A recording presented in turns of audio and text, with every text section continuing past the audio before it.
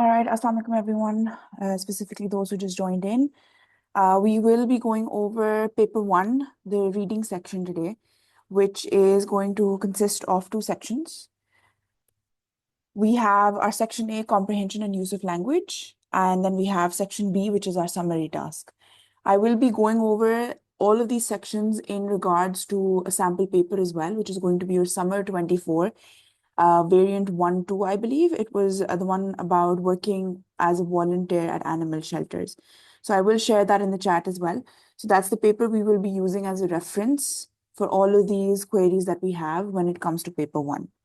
All right. All of you can share your concerns within the chat box, all the questions that you have. So once I'm done with my presentation and once I've gone over the paper, there are any questions that you have that are left unanswered, you can share it in the chat and we can go over those. All right, so the first thing that I would like to begin with would be the idea that paper one, which is your reading paper, is basically supposed to test certain abilities, certain skills when it comes to comprehending the English language, which in this case is divided into three specific tasks. All right, and each of these tasks has a certain requirement, has a certain skill that the examiner is testing. So as long as you're able to reflect onto that skill, you will be able to score as many marks as possible. All right. So these breakdowns on my screen right now are the generic ones, and we will talk about them in detail with examples once we actually jump onto the actual paper itself. All right. So for example, when I talk about comprehension skills, the first question, which is question number 1 in section A, this is where your comprehension or your ability to actually understand something, a text written within the English language, and how you are able to manipulate that information in order to answer a question. That's basically what the comprehension task is all about. So here you're given a text, which we refer to as text A. And after reading that text, you are given a series of questions, which are testing your ability to understand and comprehend the explicit content within that text, which is the outright, straightforward information, along with implicit information, which is information that is implied towards.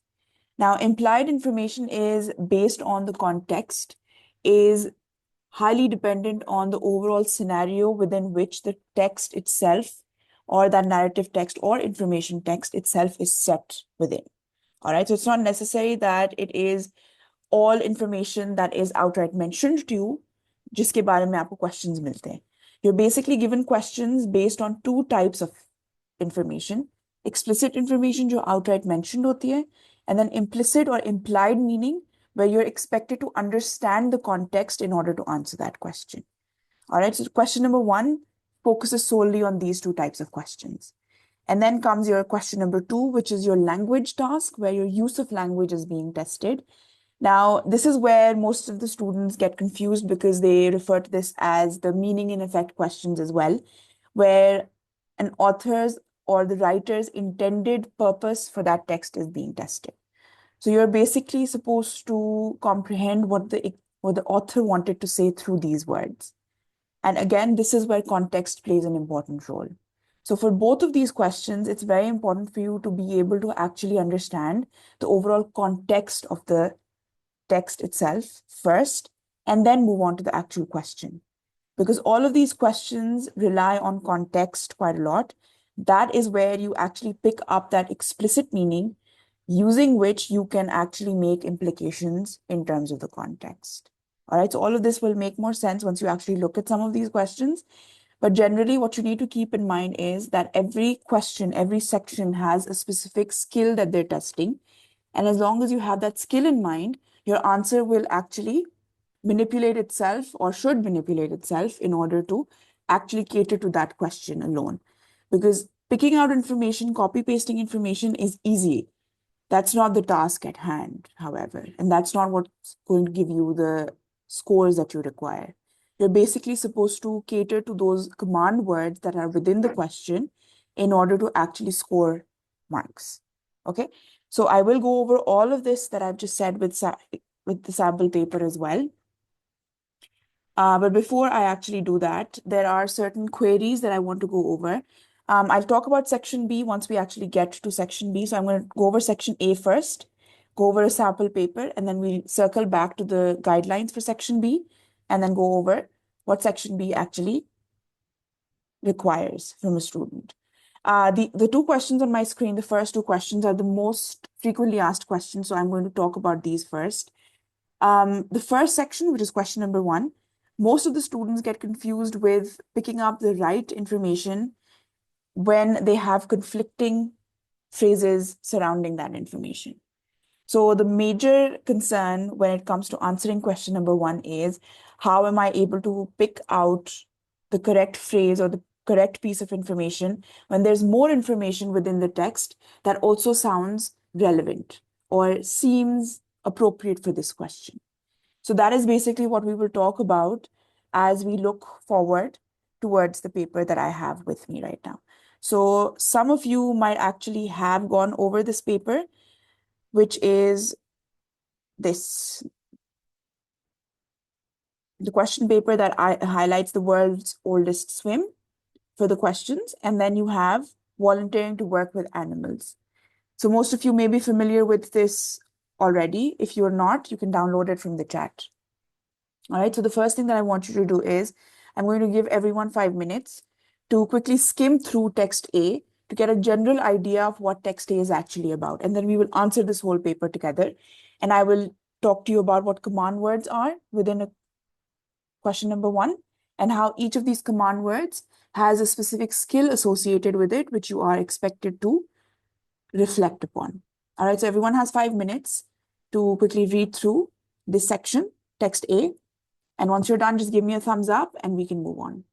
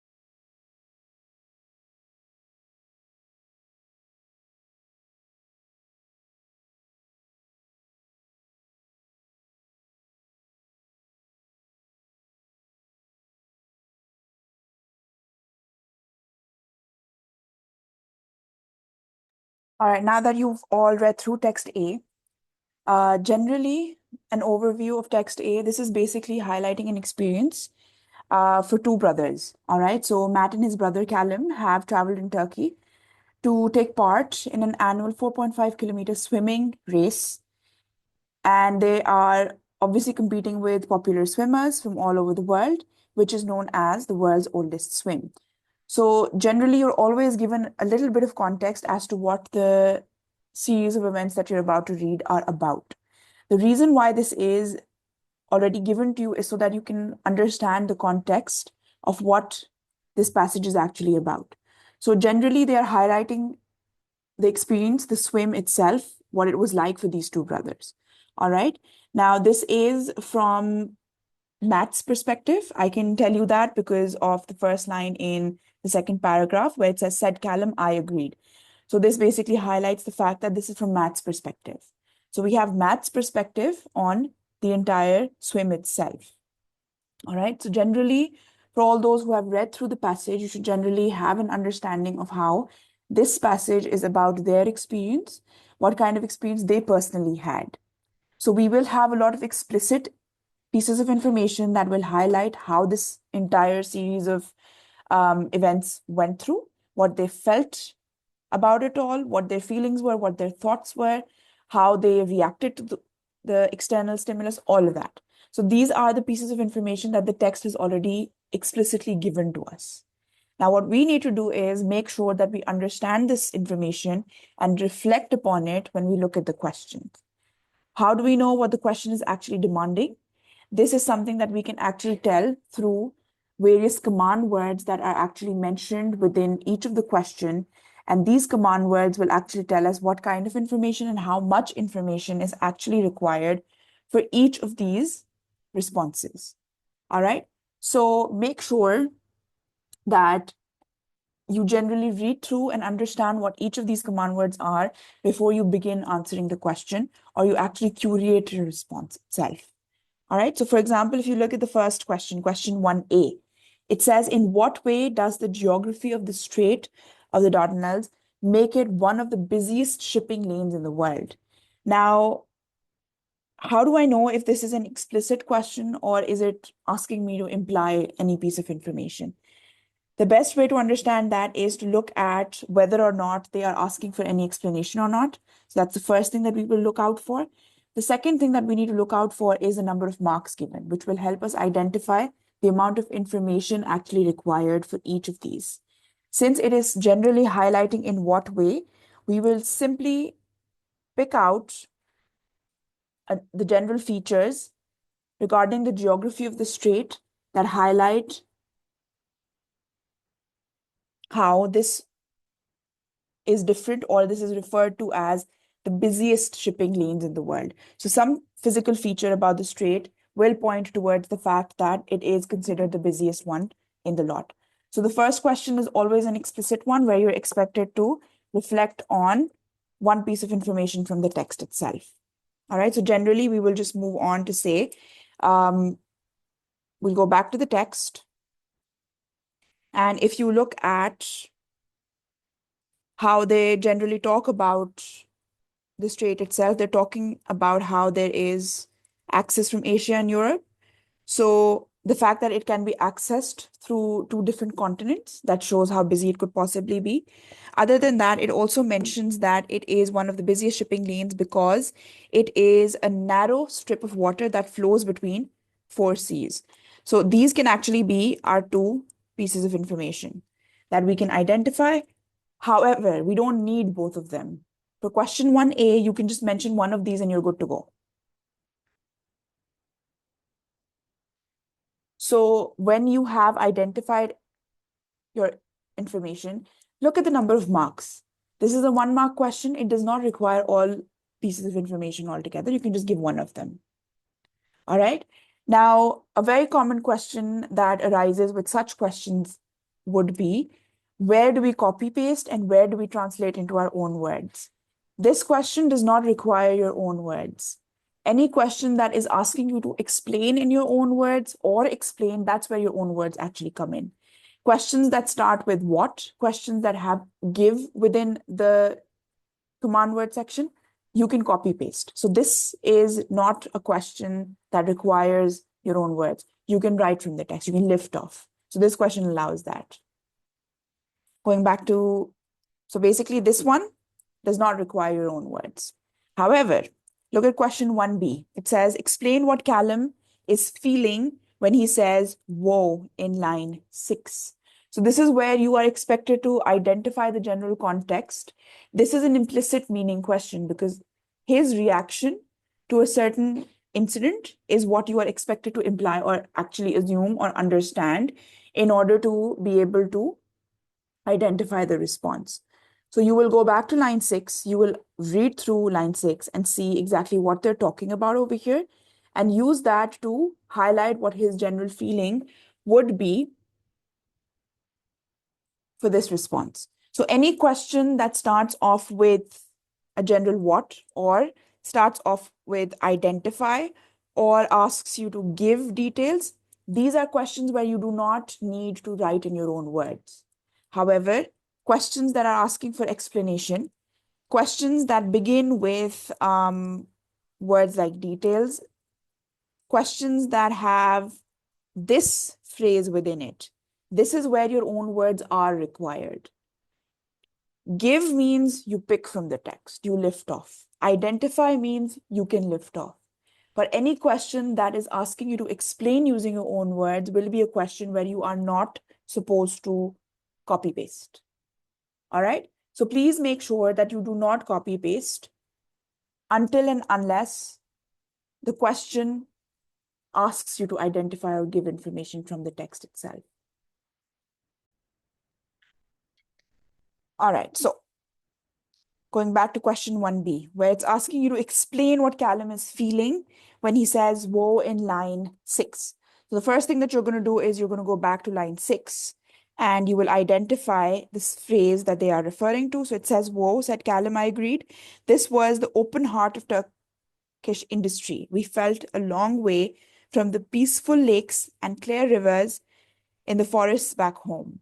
So if you read through the context, you will be able to identify that this is not an expression of or a negative emotion that he's trying to portray, because when they are talking about this particular response that he gives, it's actually in reference to the fact that he is extremely amazed or he is shocked to see something very different from what he is used to.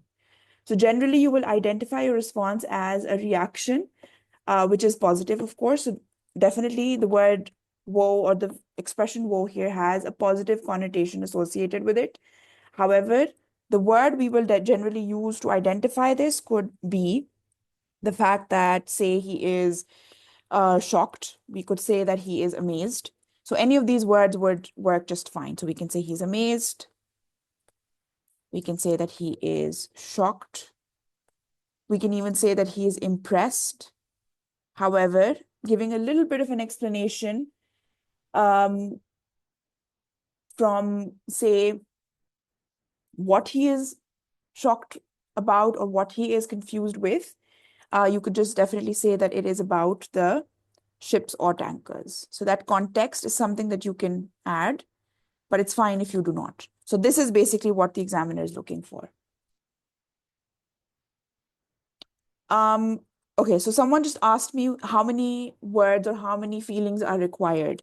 Whenever I am using this to differentiate between terms, it's to give you options. That's it. So you're not actually expected to use all of these words. It's a 1-mark question. That means the examiner is looking for one key term here. So any one of these will work just fine. So as long as you highlight that one feeling, you're good to go. Okay, moving forward. The next question, 1C. First things first, it's a 2-mark question. That means 2 details required. They're asking us to read paragraph 2 and identify or basically give 2 details. Now, for those who are confused with where to lift off, where to copy paste, and where not to copy paste, this word is supposed to tell you where. The word give means you have to pick out a detail from the text and use that as your answer. So over here, lift off is completely acceptable. You can pick out details from the text and you can write them here. Okay, so you can copy paste for this question. That's perfectly fine. It says give 2 ways in which the waters of the strait are different from the waters Callum and Matt are used to swimming in. Now, yes, you can quote here. So you can copy from the text and you can write that detail. Now, one thing that you need to be very careful with in a question like this is, yeah, students confusion unko kya confusion hoti hai? This is a contrast. They're comparing 2 different types of waters here. So this strait is being compared with the kind of water that these 2 brothers are used to swimming in. All right. So this needs to be very clear with your response. So for example, if you're calling one better than the other, you need to highlight which one's better and which one's worse. So that clarity needs to be there. So if I simply go with a statement like the water is better, I need to clarify where, back home or within the strait. So your response has to be very clear in terms of what is different between which of the 2 waters. So you have to be very clear with what you're talking about in a question like this. As long as you're copy pasting, that's fine. However, the clarity needs to be there. So for example, if we say that, so we can give one detail of the strait and one detail.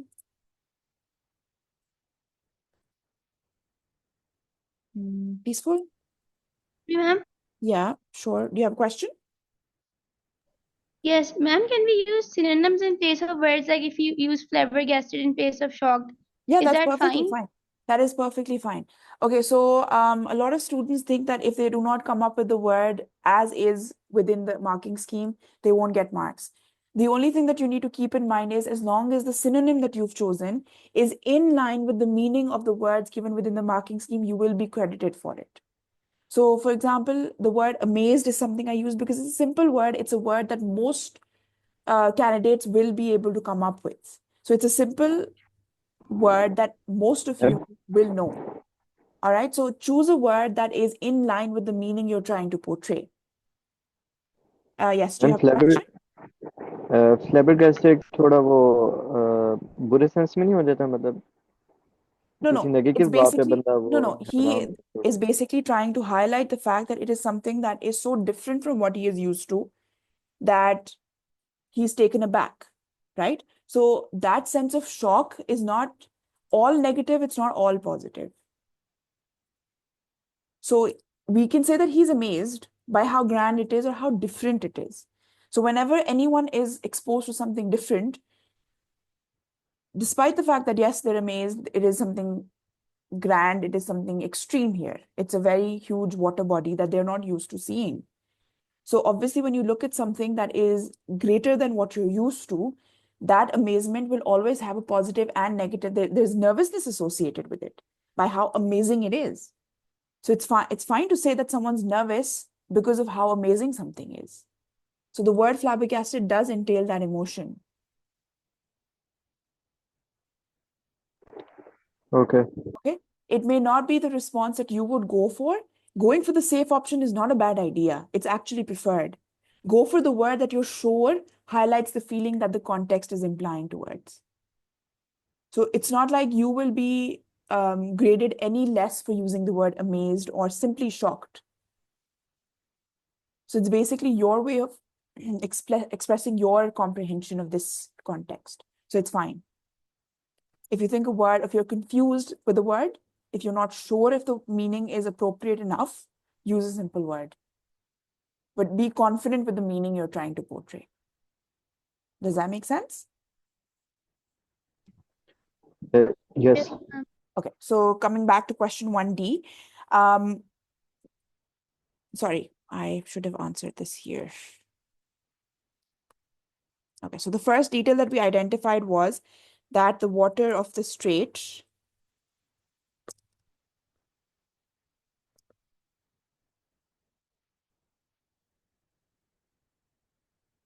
is not peaceful or is dirty because they define this space as a very industrial space. So using that piece of information, we can identify how the water here, despite the fact that it is a huge water body, is very dirty or is not as peaceful as it is back home. Now, the second piece of information can be contrasting, talking about how the water back home is very clean, or we can even call it is not industrial. So as long as it's clear which water I'm talking about with which feature, you will get the mark. Since it's a 2-mark question, 2 different details about both of them. It can also be in reference to one. You can say that the water in the strait is not peaceful at all. The water in the strait is extremely dirty or is industrial. That's also fine because it shows that this is how it's different. Yes, Farooq, do you have a question? Yes, Go ahead. I have a question. For question, what is this? The when you have to give points about the question. Yeah. So when I find a point for a question like this, but I can't find the other point for this, and somehow I found another point, but it's not the exact point I'm looking for. It's not in the marking scheme. So what should I like think or do to find the other point that is obviously there, but I can't really find Okay, it at the so moment? let's just do this from scratch. If I go back to paragraph 2, all right? So just keep in mind, you have this confusion right now because you have access to the marking scheme. That's actually the reason why this Okay. confusion has actually risen in your mind. Because you have a marking scheme, you all will do this. It's not something you do consciously. Because you have access to the marking scheme, there are specific answers that you think that you are supposed to be looking for. Again, the word flabbergasted is not within the marking scheme. But an examiner who understands that the context basically means that this person saw the water and he was very shocked because of how grand and huge the water space was, how different it was. The word flabbergasted fits within the context. He will give you the mark for it. So it's not necessary that everything is as is in the marking scheme. I'm not saying the marking scheme is not a good guideline. I'm saying that there may be a word or two that you might be able to come up with, which is exactly in line with the context, which is exactly the same in terms of meaning for the word given within the marking scheme. तो उसके लिए आपको mark मिलेगा. Okay, so the same thing Okay, applies so over here as I well. have to be like on par with the answer. You have to be in par with the question and exactly the piece of information the Okay. question is asking for. The question is Okay. asking, how is the water in the strait different from the water these people are used to swimming in? So if you read paragraph 2 again, let's go over it together. It says, whoa, said Callum. I agreed. This was the open heart of Turkish industry.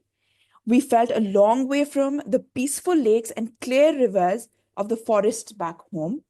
Right then, we knew that this was going to be a swim unlike any we'd attempted before.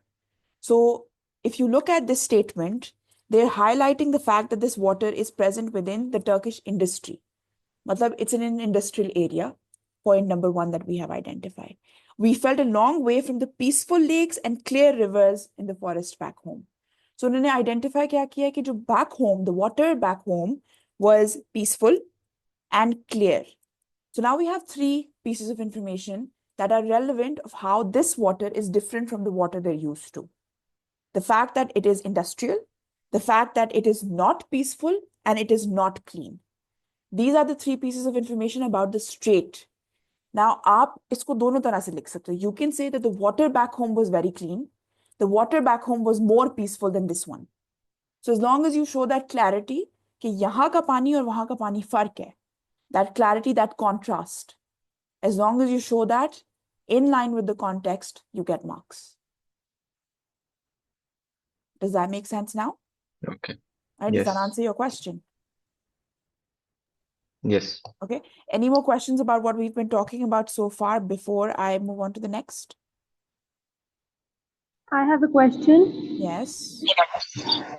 So my sir basically told me that I cannot overwrite in comprehensions. Like I only need to write in the given space. Is that true? Yes.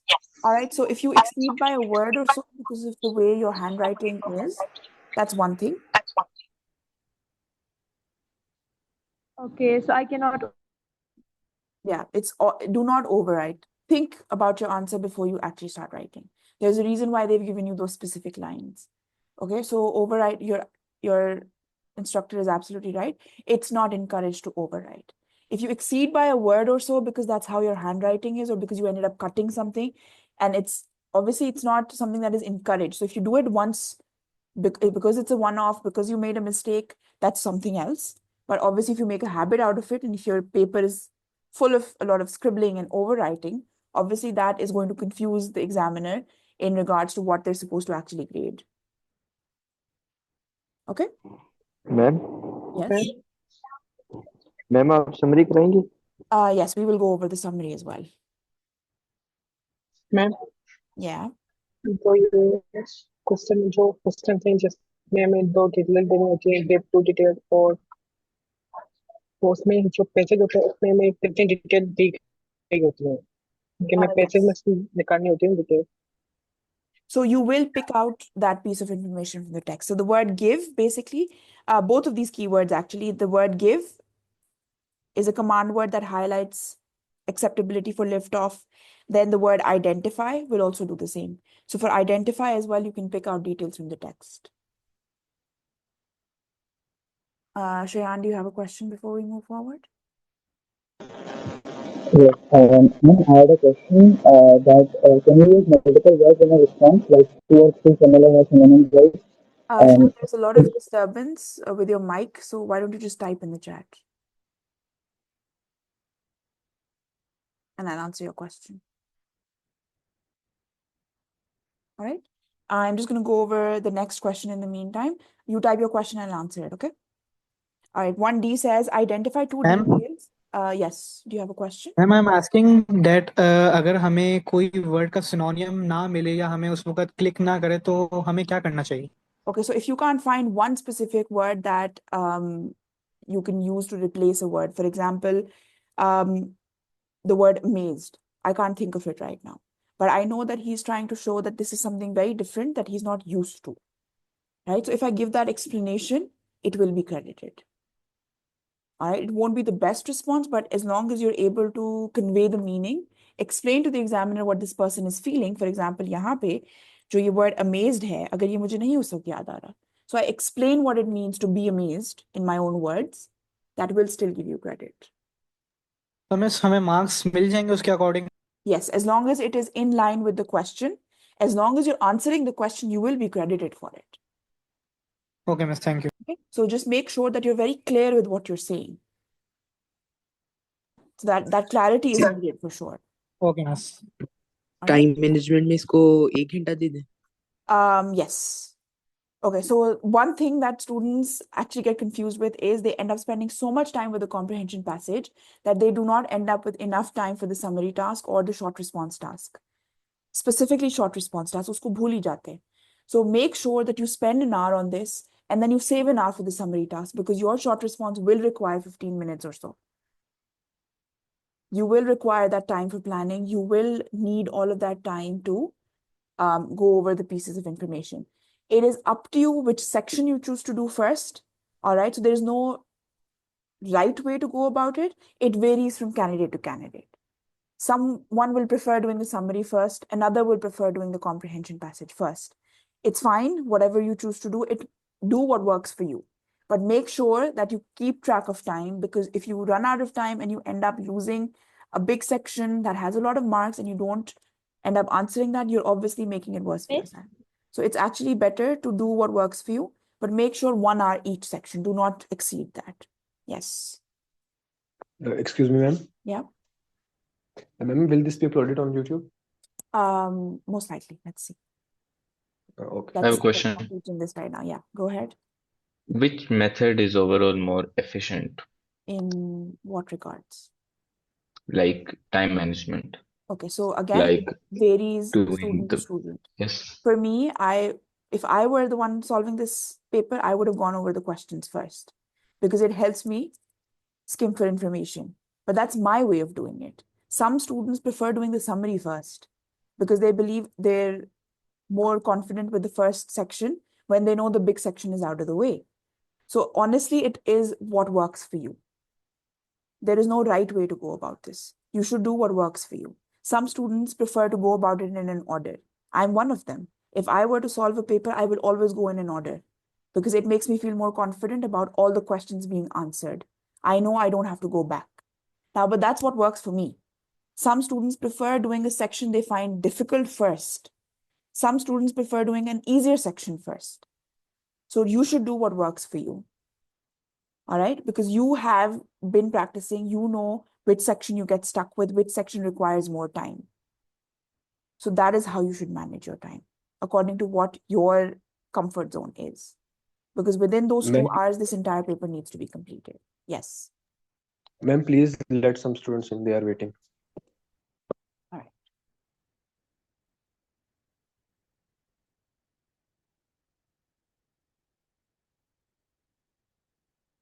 All right, I've let everyone else in. Let's move forward now.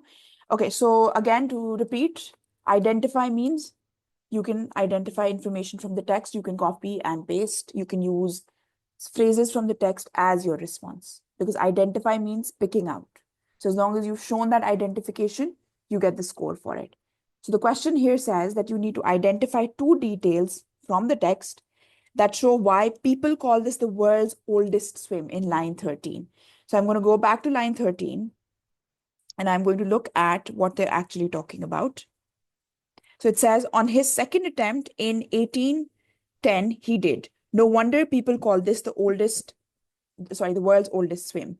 So this is where they've mentioned the world's oldest swim. That means the best thing to do here would be reading this paragraph. If you read this paragraph, you will have a bit of context as to why this phrase was used. So we're going to go over this really quickly. It says, the shores of the strait are scattered with dusty ruins of ancient castles. The legendary city of Troy was long ago situated there, and Greek myths tell of Leander swimming across the strait at night to meet his lover. Romantic poet Lord Byron wanted to swim it to prove it was possible. On his second attempt in 1810, he did. No wonder people call this the world's oldest swim. Now, most of you at this point should be able to identify the fact that there are more than two details present within this paragraph. For example, the fact that they're talking about the strait having ruins of ancient castles. That's detail number one that I can identify. Talking about how the legendary Troy was situated there as well. So an ancient city was situated there. Detail number two. Detail number three, the fact that Lord Byron swam across this in 1810. That's detail number three, showing that this is very, very old. So there are three, again, another one, Greek myths. That's detail number four, actually. So we have four details present within this paragraph highlighting how this is something referred to as very old. Shayan, do you have another question about the text that I just talked about?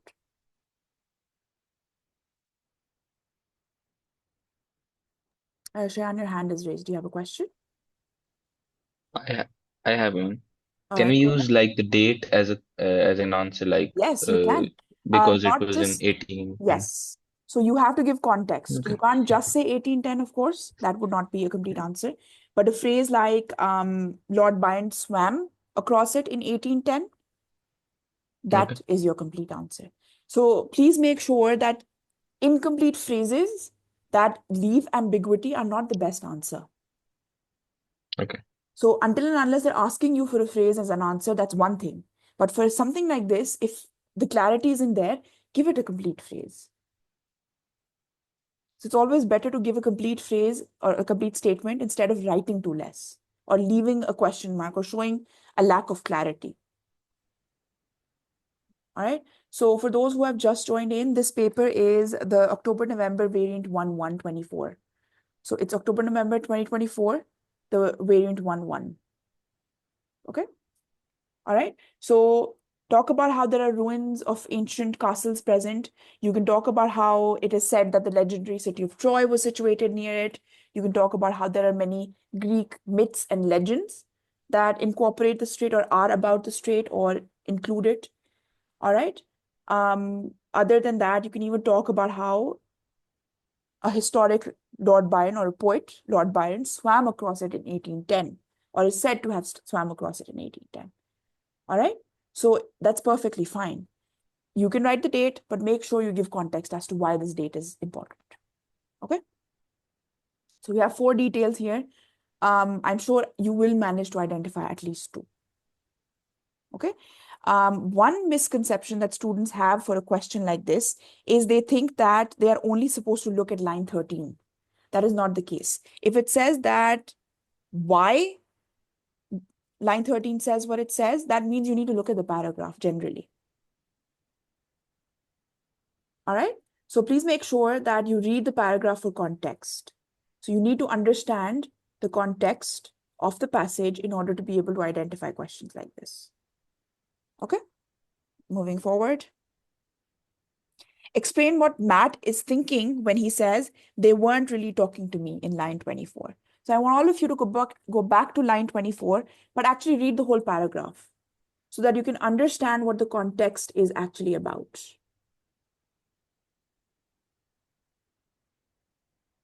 Okay. Grammatically, starting your answer with because is not completely incorrect. It's about the way you structure your response. Okay, so that clarity still needs to be there. Okay, so I want all of you to go back to line 24 and quickly read through that paragraph and see if you can identify what he meant when he said that they weren't talking to me. Why did he say that?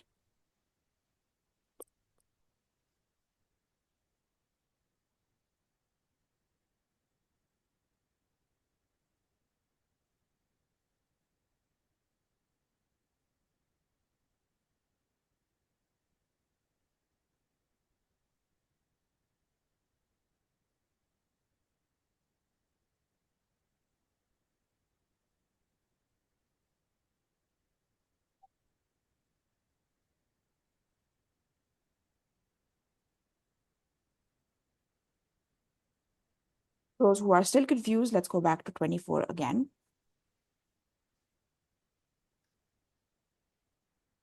This is the section that they're referring to.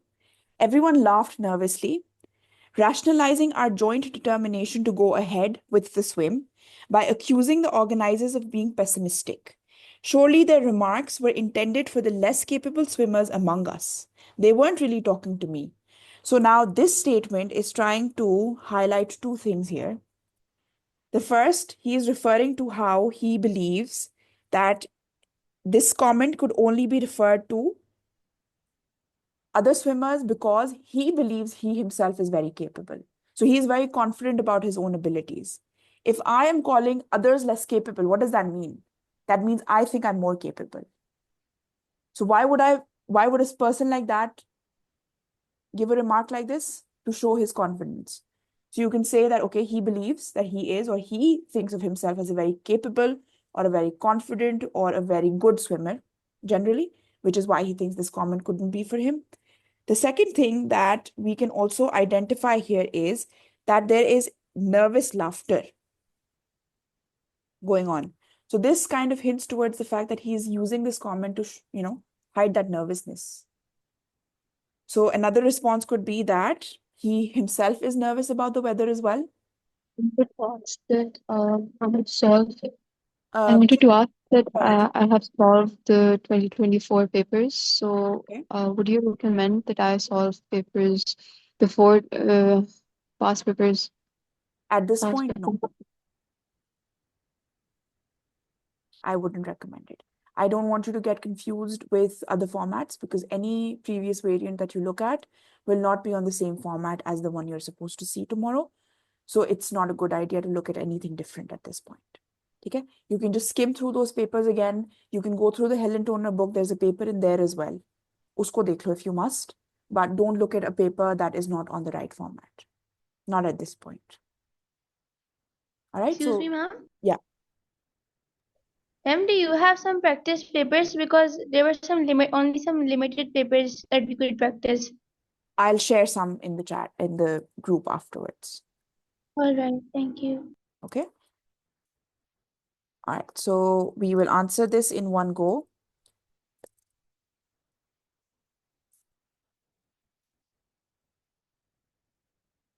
As a paragraph, as points, whatever works for you. He's a capable swimmer himself, but he believes this comment couldn't be for him.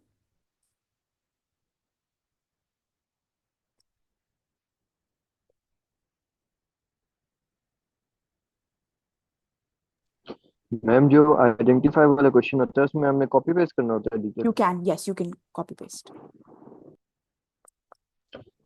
और हमने evaluation नहीं करनी होती But your evaluation is basically your own understanding. So if they're asking you to explain something, in a way you are developing information.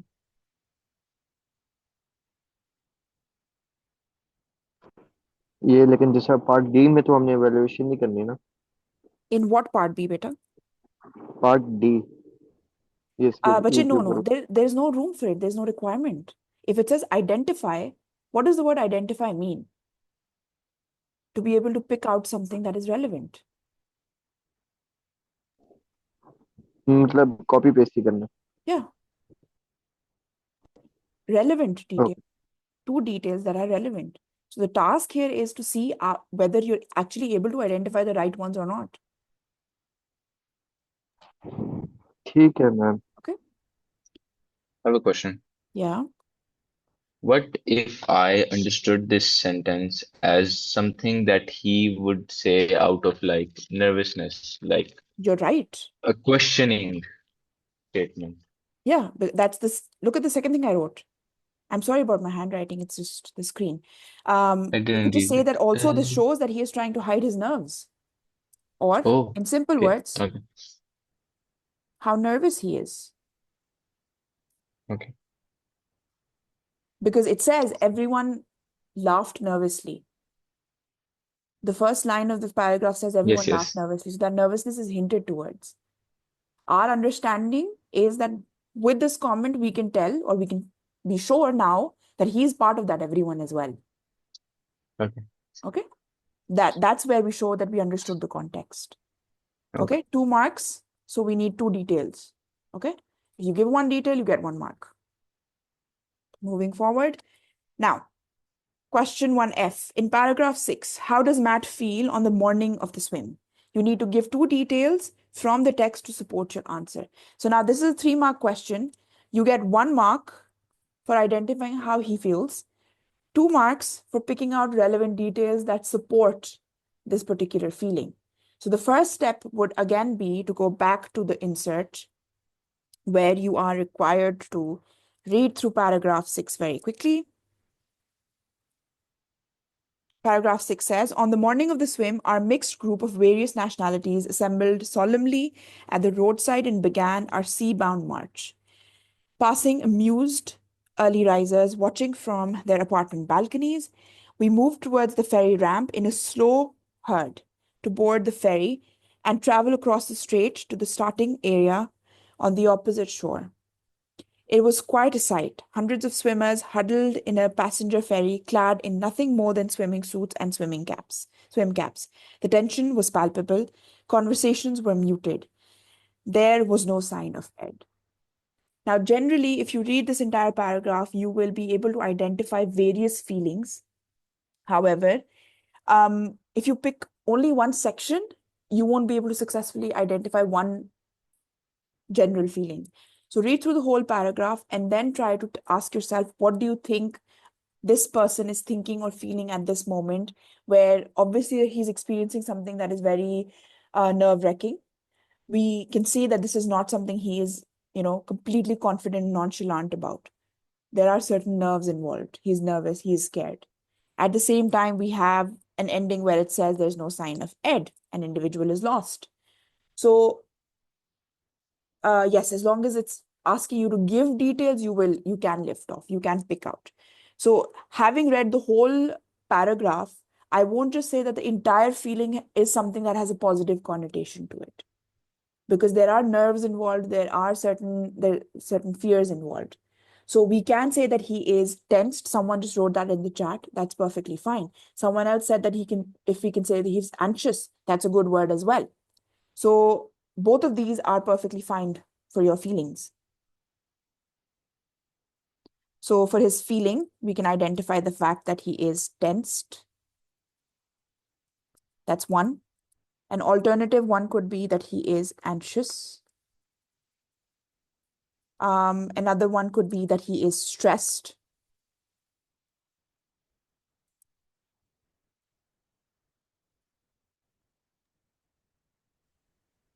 All right, so all of these words, all of these feelings are perfectly appropriate to identify, because at this point,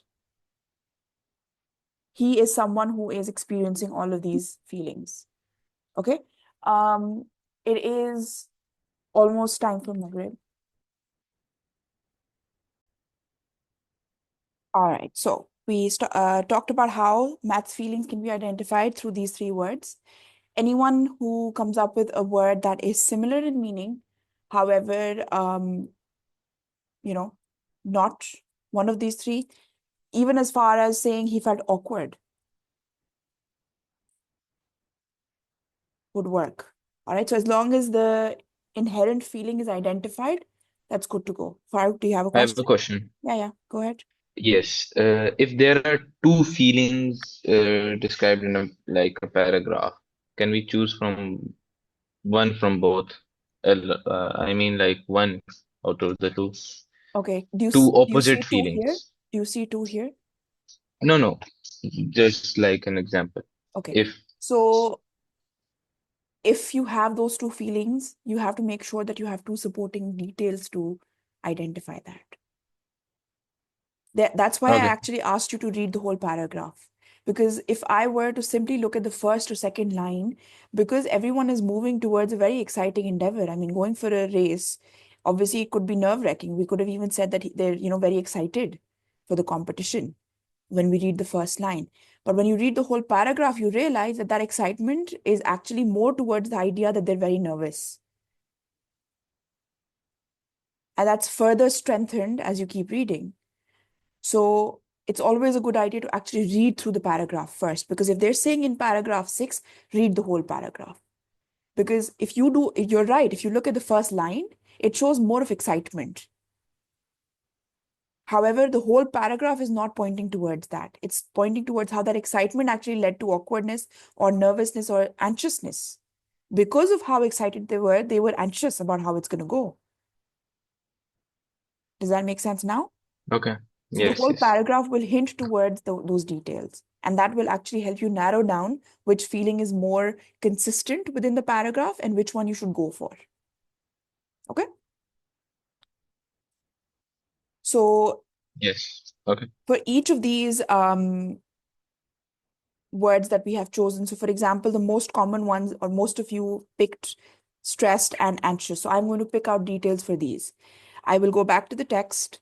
I will go back to paragraph 6, and I'm going to pick out certain phrases or words that I can use in order to identify this feeling. So reading through the whole paragraph, one very obvious one that shows stress is the fact that they're all assembling solemnly.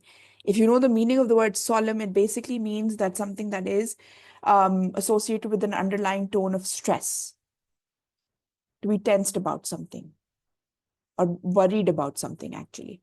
Okay, so this could be one detail we can identify. Other than that, if we talk about, still talking about how they're stressed or anxious or tensed, conversations were muted, shows how they're not actually, if people are excited, what do? They talk to each other in a very lively manner. The fact that there's hushed conversation going on, again, points towards how everyone's really anxious. They don't want to loudly express how excited they are because they're not. Another one that you can say, which is pretty obvious, was where they said there was tension. Yes, this one. The tension was palpable. The word palpable generally means something that is very intensely felt. It's actually a word driven from the way you feel your pulse, right? So the word tension here hints towards the fact that there's anxiousness within the air. So any two of these details that you quote for your answer should be good enough. All right.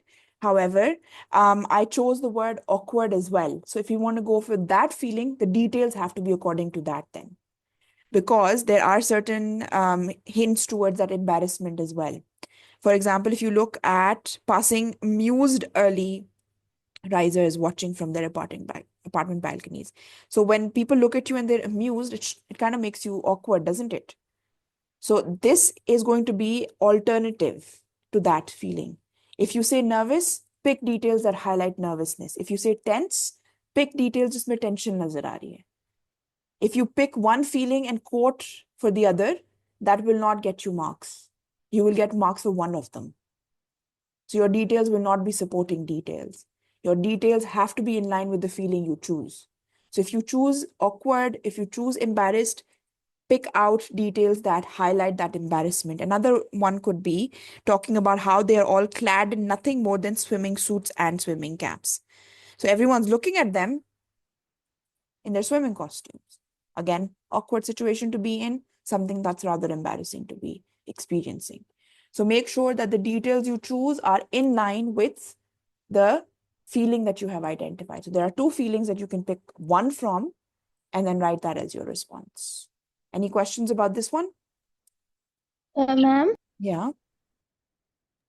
is this correct that you're graded on the quality of your answers, even though if you got a 2, if the quality of your answers is not that good, so you won't be graded high? Beta, that is not the case with, what do you mean by quality of your answer? Ma'am, like in good sentence structure and wording, then it makes proper sense. But as long as the examiner is able to understand what you're trying to say, you will be regarded for that understanding. Again, that does not mean I'm encouraging you to write in broken English, because again, this is a language paper.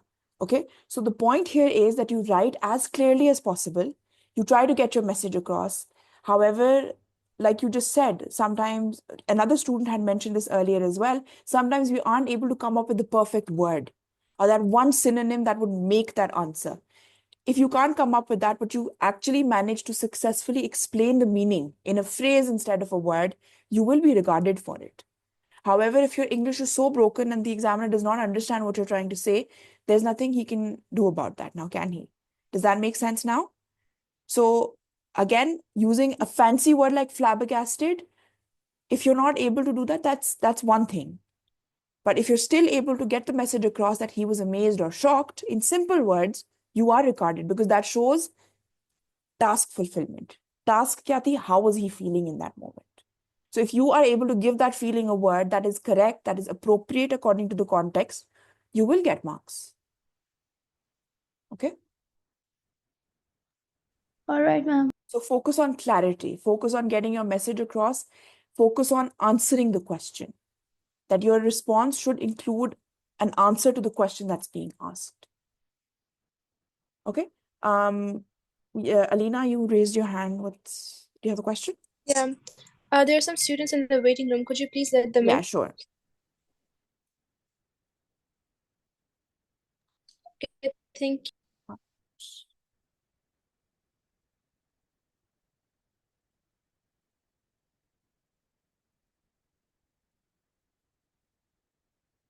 Yes. So someone just asked about the same question. Bache, you need to keep in mind that your question, like for example, this question, if it's asking you for a feeling and asking you for details, then you are expected to highlight both.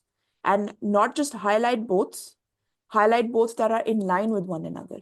So if I am saying that he is tensed or anxious or stressed, these details would work. However, if I say he is awkward, or if I say that he is embarrassed, my details will be different. So if I say that he feels awkward, then my details will include the amused early risers.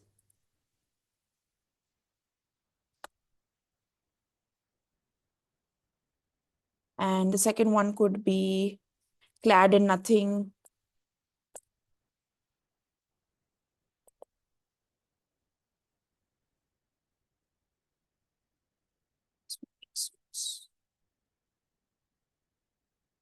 I'm really sorry about the handwriting. Okay, so you have to make sure that the feeling is in line with the details, because otherwise you won't get marks. Okay, so they have to be in line with one another. I have a question about phrasing. Yeah, sure. Can I just write conversations when muted as a... You muted yourself, Farooq. Sorry. Can I just say conversations were muted, or I have to say that the tension is shown by the conversations being muted? Beta, if Should... you जो अपनी conversations were muted, this is the third one. Any two of these will work. No, I am asking about phrasing. Okay. A very coherent form of writing this response would be to write the complete statement. But if I simply quote these two, that should also get me marks. Okay. Thank Okay. you. Okay, so just to clarify, I have picked all of these details from the text. They're all here. So all of these are here. The tension was palpable, conversations were muted, amused early risers, assembled solemnly, clad in nothing more than swimming suits. So all of this is there. All right? So all of this is always going to be, the details are always going to be mentioned within the text.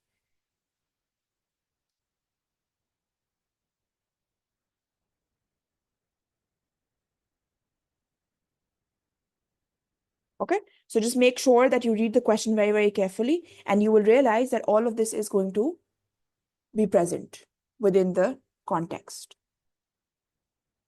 All right, moving forward. All right, 1G. It says in paragraph 8, Matt and Callum discover a problem that they will face during the swim. What is this problem? And part 2 says, what does the guide suggest Matt and Callum should do to solve the problem? So again, 1 mark each. So we will identify first off what the problem they faced was.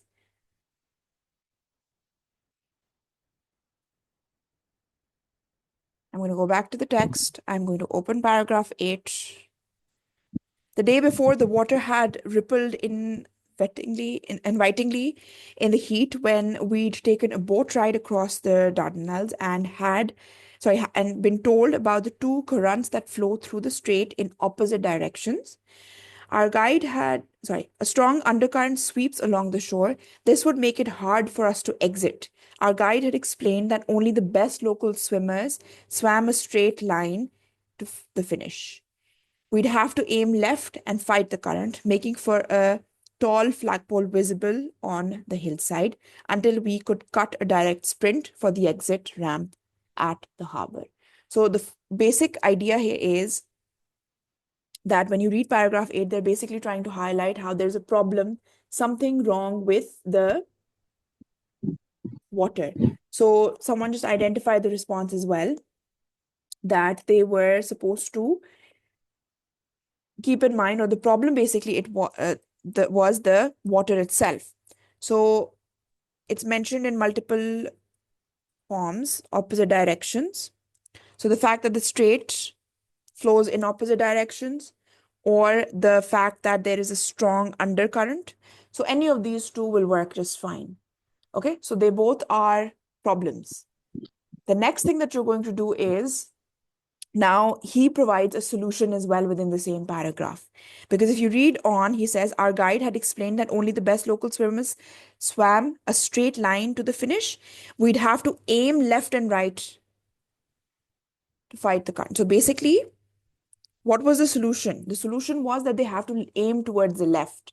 They cannot swim in a straight direction. Okay? So basically, this generally means that this was the solution. They cannot swim in a straight line because they are not local swimmers. This is not something they're actually used to doing. Okay? So we're going to go back to the question.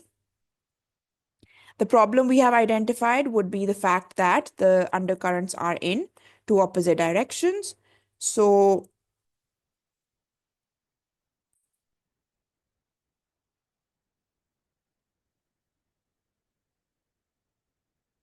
as long as I have this piece of information within my response, I will be regarded for it. And what was the solution? To swim or to aim left while swimming. Ma'am, could you please tell one thing? G. Should I first read the question or should I first read the text? That depends on what you've been doing so far. A lot of students prefer reading the question first because that is what helps them identify information quickly. There are so many questions, reading all of them may not always be the best idea for this section because you won't be able to remember all of them anyways. So it's always better to read the paragraph first. Just quickly skim through, have a little bit of an understanding so that you can build a little bit of, a comprehension of what the passage is actually about. Because uske bina, the questions don't have any meaning. The questions won't make sense to you. So it's better to read the passage first for this task. All right. All right. And could you please tell one thing, that when this video will be uploaded on YouTube? But probably later tonight, but it is going to take its time because it's going to end up being a very long one. Okay. Thank you. Excuse me, ma'am. I have one question. Sure. Ma'am, in the feeling question, can we explain two feelings at a time? Like if we're not sure that one of our feelings our answer is correct, so we can explain two feelings. Okay, so as long as the question isn't hinting towards contrasting feelings, you cannot answer with contrasting feelings. That's contradiction, right? Yes, that's contradiction. So until and unless the context itself is trying to highlight how this person is some texts may be about a person who is actually very confused about how they're feeling in that moment. So obviously the context will help you in this regard. So for example, if we're talking about someone who is stuck in a situation where they're very excited to get somewhere, but they're very scared if they'll make it in time or not. So in that regard, the context is hinting that there are a lot of feelings going on at the same time. So again, usme aap karte ho to that's a separate thing. However, most of the time, the question will suggest or will hint towards what the examiner actually wants. Agar wo feelings keh raha hai, to obviously that's multiple feelings. But if they're saying what he is feeling in that moment, then obviously that's one feeling. Okay, thank you, ma'am. Yeah. So just make sure that you read the question and understand the question very carefully, because contrasting feelings wale questions bhi hote hain. There are some questions where the situation or the feelings are contrasting with one another, or there's a Ma'am, I contrast have a between two question. characters. Okay, so read I the have a question. question. Yeah, sure, go ahead. When the question says the writer's expression and on the other hand the writer's feeling, what is difference between them? Okay, so basically, it depends on the way, again, the question completely phrases itself. If someone says what his expression was, could be referring to the physical expression that the person has on their face, or the way, or their demeanor even. Feelings will obviously be the internal feelings for sure. The way the question is structured, it could even say that what does his expression hint towards in regards to his feelings, or what is he feeling based on his expressions. Okay, so literally the word expression means your facial expressions, of course, or the way you present yourself. That's what the word expression means. Okay, but feelings are always the feeling, the internal feelings that the character feels. Okay, moving forward. Okay. Explain using your own words. Now coming back to command words, very, very important to remember, no copy paste for this question whatsoever. So your explanation for Ed's different feelings have to be in your own words. You have to identify words that actually highlight these feelings. Now, keep in mind that when you are talking about different feelings, this actually refers to उन्होंने ये कह भी दिया from anywhere in the text. So you will go over the entire text and you will identify how at different points this individual is feeling different feelings. Okay, does that make sense? So you have to make sure that the question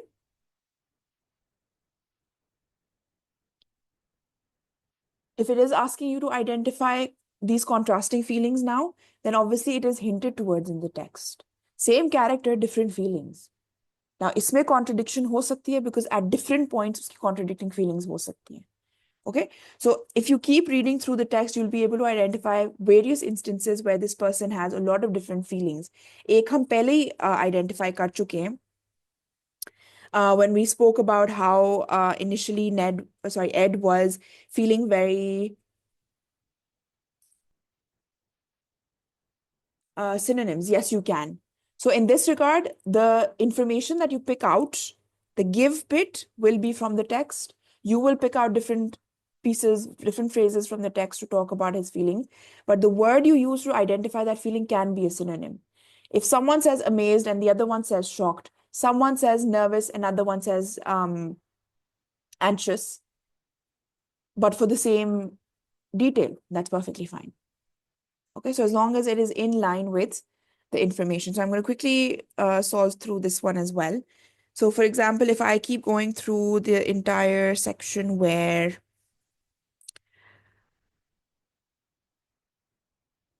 for example, let me just quickly pick a simple one. So they're talking about how there is no sign of Ed, and then the weather is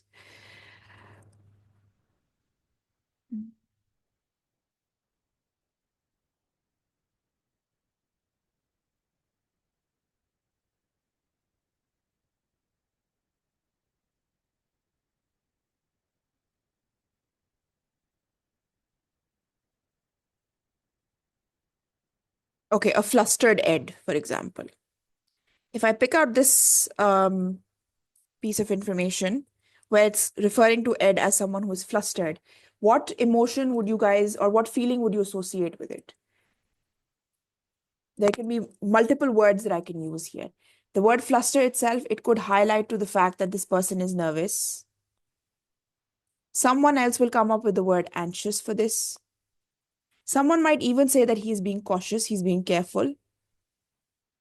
Okay, so one detail can actually have it. Flustered can also be worried. You're right. So one confused can also, flustered can also highlight confusion.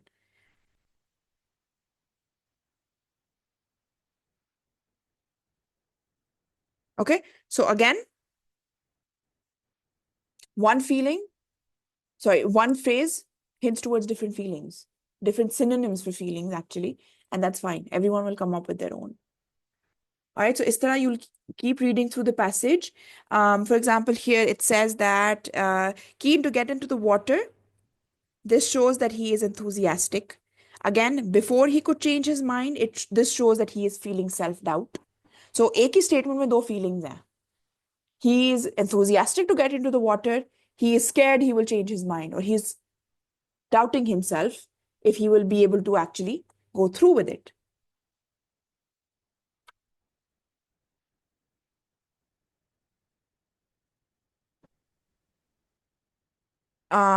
Okay, then there are, sorry, yeah, do you have a question? Ma'am, so these both are two different feelings, right? Which ones? This one The can ones, be the ones I just highlighted, keen. yes, yes. So yeah, for this you can say that he's very eager, he's impatient. And for this one, you can say that he feels self-doubt, not very confident. Okay, so there are different feelings. So I can say that at first he feels nervous and talk about how he is flustered. A flustered air joins them. And then I can say keen to get into the water shows how he is eager to begin the swim. And then when we say that he says before he could change his mind, shows that there's this hint of self-doubt as well at the same time. So इस तरह you will phrase, you'll curate a paragraph जिसमें आप ये सारे details along with your own words for the feeling. Okay, does that make sense? Yes, Raima, ma'am. do you have a question? Yes, can I ask it? Yeah, sure, go ahead. I'm an IGCSE 0510. Is this gonna be helpful for me? 0510? No, this isn't. Yeah, okay, all right. You, because you have your listening paper and everything. Yeah, but we are writing as well, right? No, P1. you do have writing as well, P1. 0510 or 050500?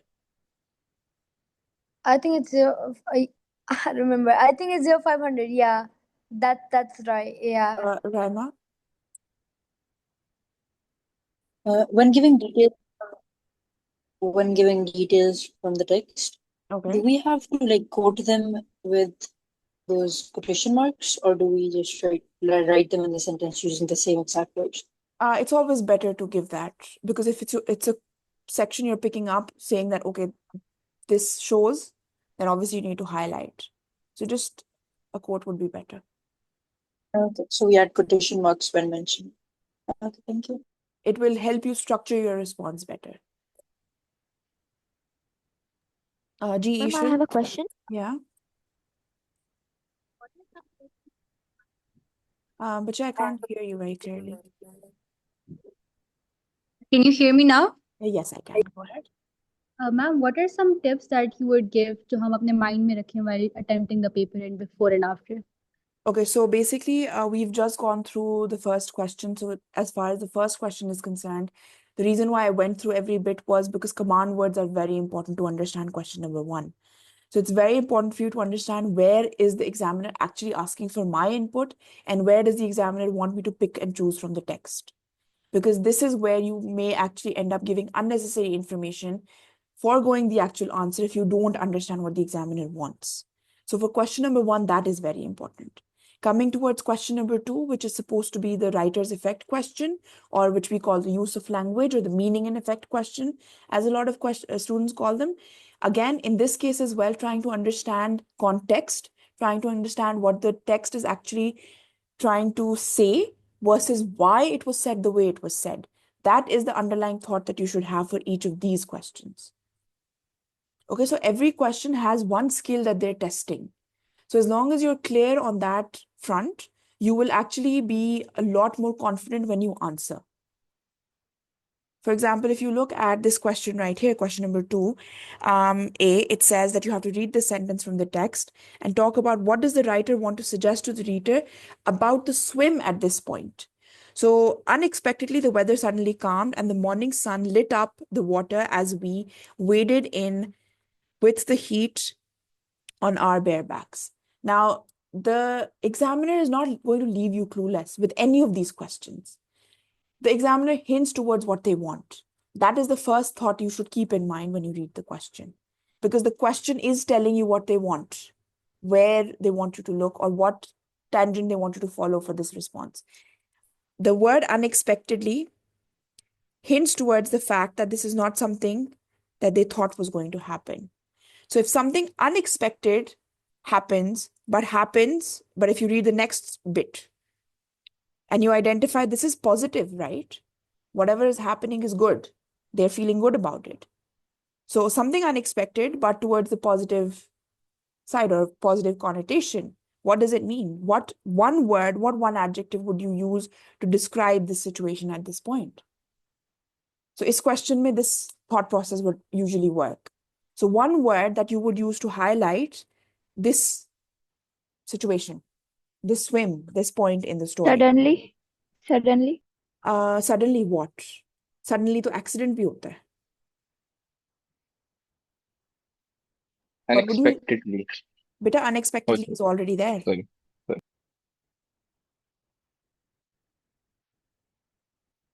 Surprisingly. Strangely. Point. Sorry? A Someone just said, turning point. okay, so it's a turning point, but in what regard? Like from all the difficulties to a Yes, more enjoyable that's the thing. one that I'm looking for. So at this point in the story, इस point पे unexpectedly क्या हुआ है? A positive turn has taken place. Right? So अगर आप simply ये भी कह देते हो that this is a turning point in the story,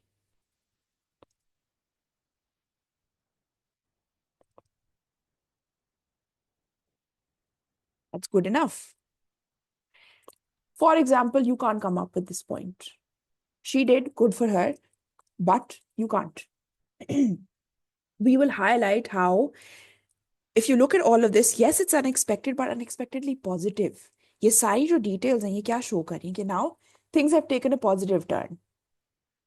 So if you just simply say that now the swim is going to become easier,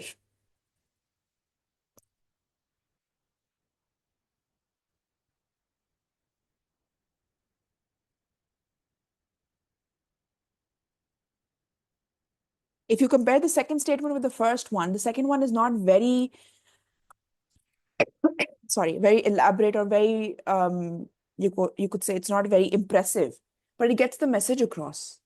We can still tell that this point in the story is where, surprisingly, the swim is going to get better now, or things are going to change now for the better. So now, even that works. The first one is a better response. The second one is good enough. And that's all we Excuse need. me, ma'am. Yeah. Ma'am, can I have the recording for this? Maybe like I had an internet issue and I couldn't join, and I really wanted. Would be uploaded later tonight. Okay, thank you. Yeah. All right, moving forward, because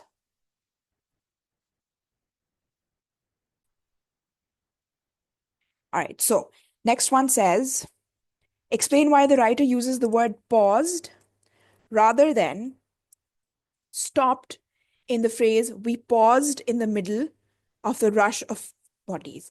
Now, most of the times when you're given this contrast, you're basically, the go-to thought process should basically be that, yes, you're right. Uzair, you're right. Okay, so basically the thought process is supposed to highlight the fact that there is a reason why one word is always better than the other. Why does the writer choose this word? Why not the other word? There's a difference in meaning. Because generally, अगर आप pause और stop के बीच में देखो, when you stop something, उसका क्या मतलब होता है? To come to a complete halt.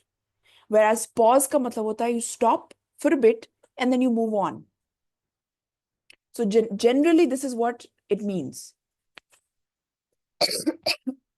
So if I say that I have stopped swimming as opposed to I have paused, there's a difference in meaning, isn't there? If I say I have stopped swimming, that means I've stopped swimming altogether. There's no more swimming going on.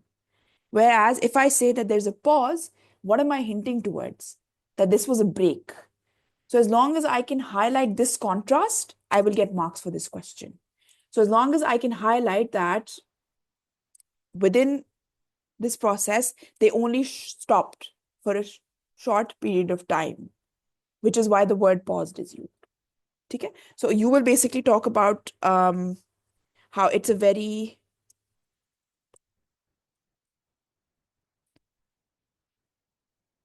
brief or momentary. Can I say because they continued? Yeah.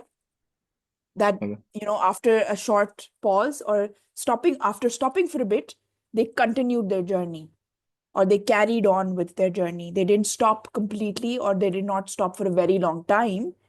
There was a short, you could say, halt in the movement. Break. Yeah, there Right. was a short break after which they carried on. Okay. Okay, because the word stopped would imply that they're done, which is not the case here. Part C says, what two impressions does the writer want to convey to the reader in this sentence? Now, when there are two impressions involved, there is a possibility for contrast. Now, for whoever asked about the contrasting feeling question, this is where you can use that insight. If it says two impressions, ज़रूरी नहीं है they are in line. हो भी सकते, नहीं भी हो सकते. Depends on the context again. So this could be a contrasting impression, while at the same time, this could also be an impression that highlights two similar things in different ways. So it says splashes of water erupted in all directions, and when they slumped forward, went under and pulled ourselves through the swirling green, quiet whale of bubbles. So what they're basically trying to highlight is two impressions about what? That's the first thing you need to identify. If you read the whole statement, you will realize that they're talking about the water. They're talking about the movement of the water and what it felt like to be there. So splashes of water erupted in all directions. If I look at this bit, erupted in all directions, what does this imply? What kind of movement is the water showing? What word comes to mind? Water Splash. splashing. Okay. Chaotic. Sorry, chaotic. Chaotic is a good word. So there's chaos of the water. Can we say they were enjoying it? Are they enjoying the fact that there's water coming from all directions? Can I say that the writer is surrounded with swimmers everywhere? Is there anything hinting towards swimmers in this given line? No. So we won't say that. If you read the statement, you will notice that this is completely talking about the swimmer within that water body. So the water body is the star of the show here in this statement. So when it says that splashes of water erupted in all directions, this very clearly shows that it is very chaotic. There's water coming from all directions and it's in a very noisy, splashing manner. So any words that you talk about how it's coming with great force, or you talk about how it's coming with a lot of energy from all directions, good enough. That is something that you can highlight for this bit. That's one impression. Gets you 1 mark. But now we need another impression. So we continue reading. And then we slumped forward. ये हमने अपने words में लिखना होता है. Yes, this one will have to be your own understanding. You will have to basically explain. वो convey कर रहा है ना, उसको पढ़ के क्या कन्वे हो रहा है, क्या समझ आ रही है आपको? What is he trying to convey? So this is your understanding of what the phrase is. And mostly इसमें contrast होता है. So if you read the whole statement, you'll be able to identify the fact that there is a back and forth. So where this says that splashes of water erupted in all directions, what is that showing? That there's water coming from all directions. So in simple words, we'll say that there's a lot of chaos. Or if that word chaos feels too much, talk about how there's water coming with great force from all directions. Okay, so all of that will actually have the same effect here. Okay, and then moving forward, if you read ahead, it says, and then we slumped forward, went under, and pulled ourselves through the swirling green, quiet whale of bubbles. Now, if initially we're talking about the water being completely chaotic, forceful, energetic, all of that, and then it says that they pulled themselves through a quiet whale of bubbles. Now, what is that trying to imply? Now, what is the impression like? Or what is their surrounding situation like? As opposed to the first one. Peaceful. It's more peaceful now. So all of this shows that it is underwater. We will highlight how underwater. How do I know underwater? Because उन्होंने कहा I went under. So underwater is more More peaceful. calm. It's more peaceful, is calm, is quiet. We can even say it's beautiful.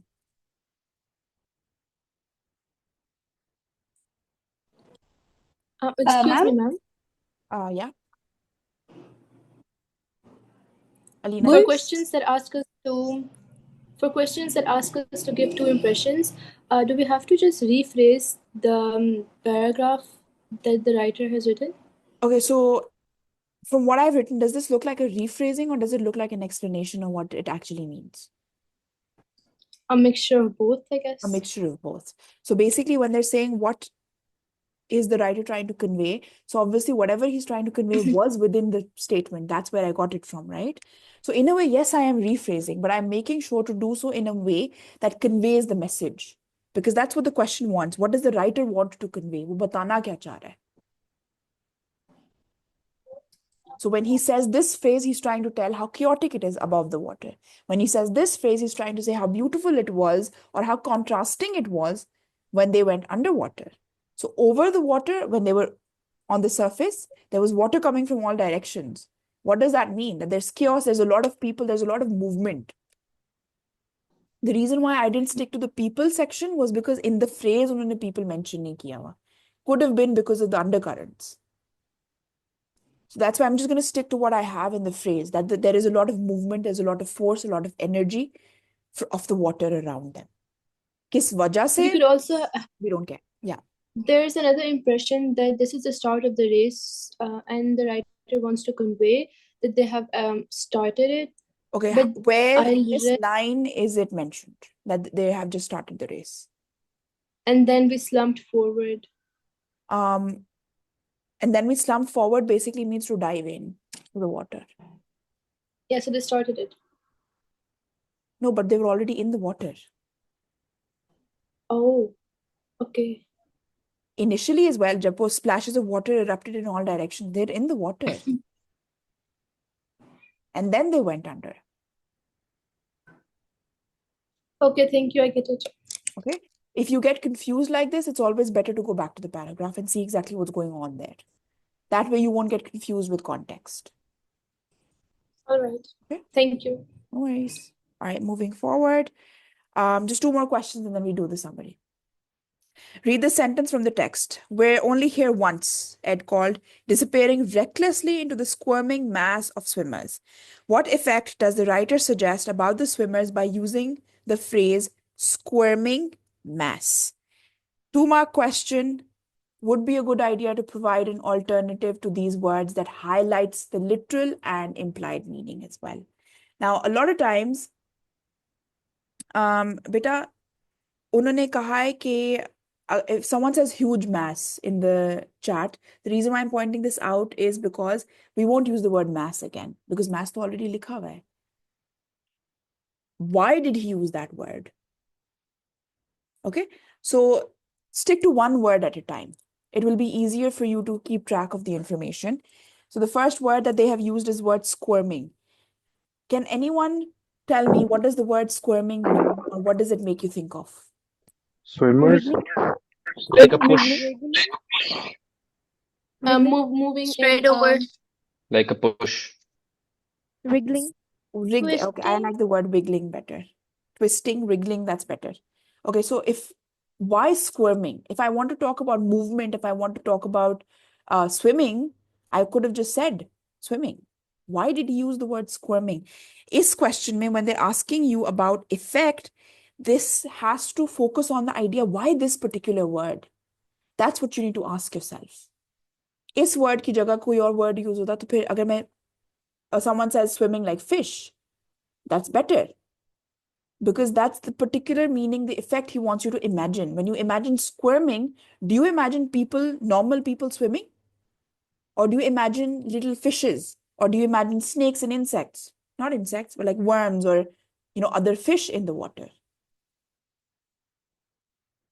That's the effect squirming has on you. It makes you imagine those fish or that wriggling movement. Okay? So basically, that's what this is trying to highlight. Or even worms. Someone used the word wriggling, which is very appropriate. So this is what you need to do for the effect question. Not just literally, but also ask yourself, why this one word? What does it make me imagine? Okay, and for mass, anything with the connotations of how it is a large group. There's a lot of them. Could we use crowded? You could say large. Crowd is usually for on land, but in a way, that's fine. Miss, I don't understand this question. Okay, I'll go over it again. Okay, Can so I say that he submerged himself in the water? for what? For which Like the one we're doing. squirming mass? Yes. No. Okay. Okay, let me explain this again. Whenever they're asking you what effect does the writer suggest, effect ka basically matlab hai that why this word? When you read this word, what image came to your mind? Because that's the image that the writer intended.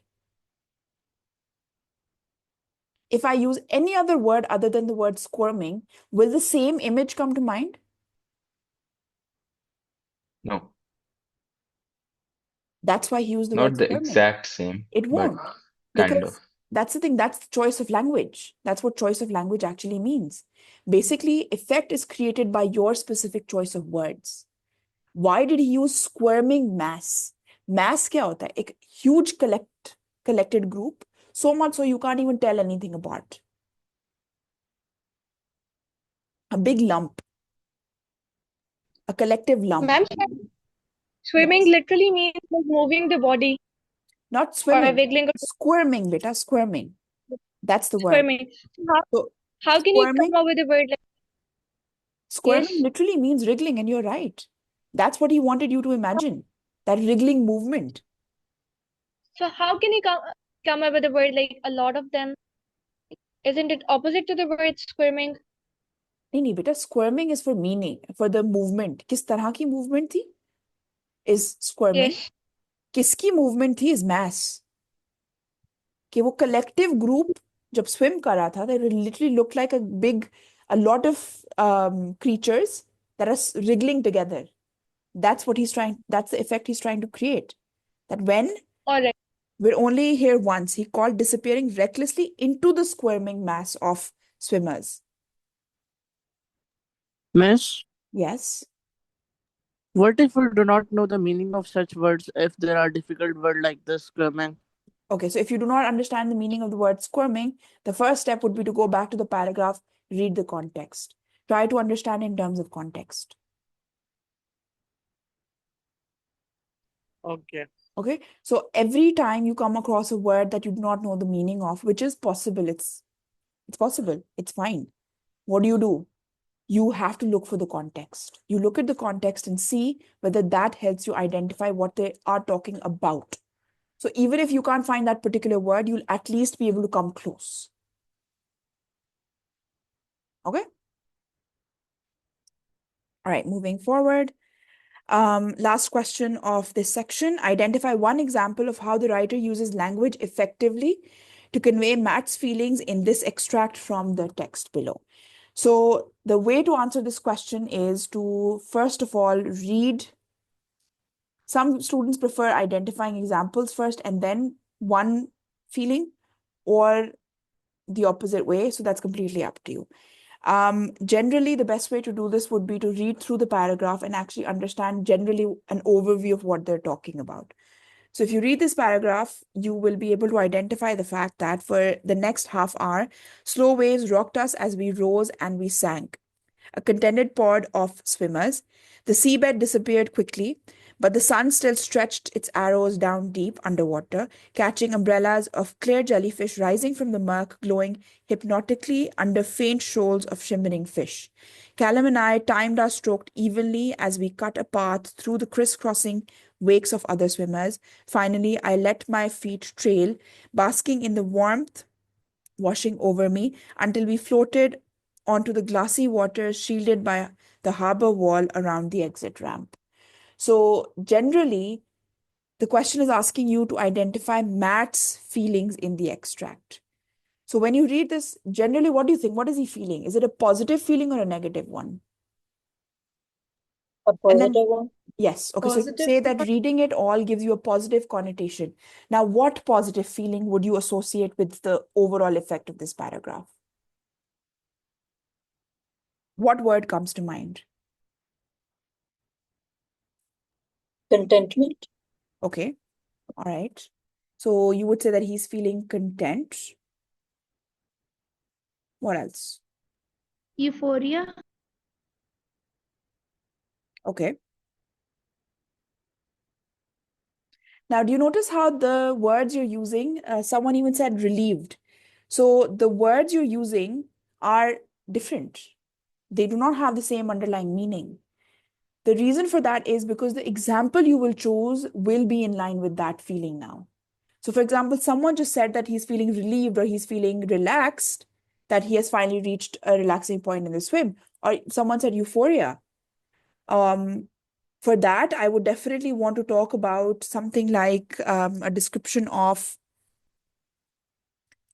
how he's floating into glassy water shielded by the harbor wall. This shows relievement as well, how he's relieved. Excuse me ma'am Yeah. हम इसमें से कोई एक ऐसी example underline करते हैं and then उसके बारे में बात करते हैं right Yes, yes. So the reason why I asked you to identify a feeling was because so that you generally understand what you're talking about first. So for example, there are multiple feelings here, by the way. So if we talk about a contended pod of swimmers, so he's become a part of what? A contended pod of swimmers. Isse kya samajh aa rahi hai? Someone just said that they were very relieved and relaxed. This is what you see from this example. Moving They were forward, satisfied? yeah, satisfaction also shows here. Then if you talk about this line, sun still stretched its arrows like deep down underwater. What does this show?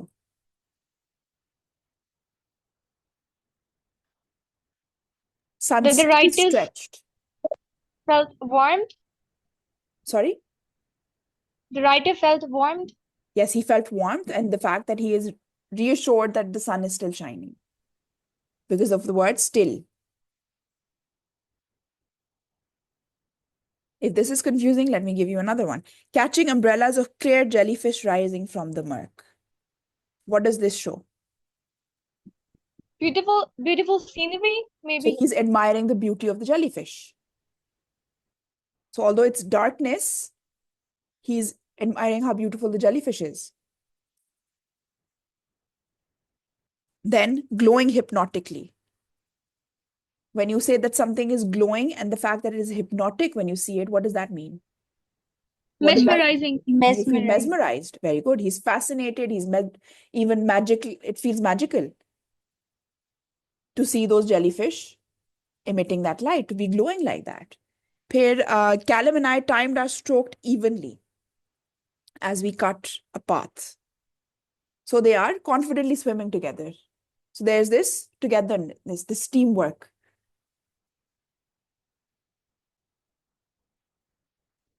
Ma'am, can we underline every sentence from this No. paragraph? आपने बेटा जो सब मैं कर रही हूँ, these are just options. इनमें से आपने कोई एक करना है. Okay.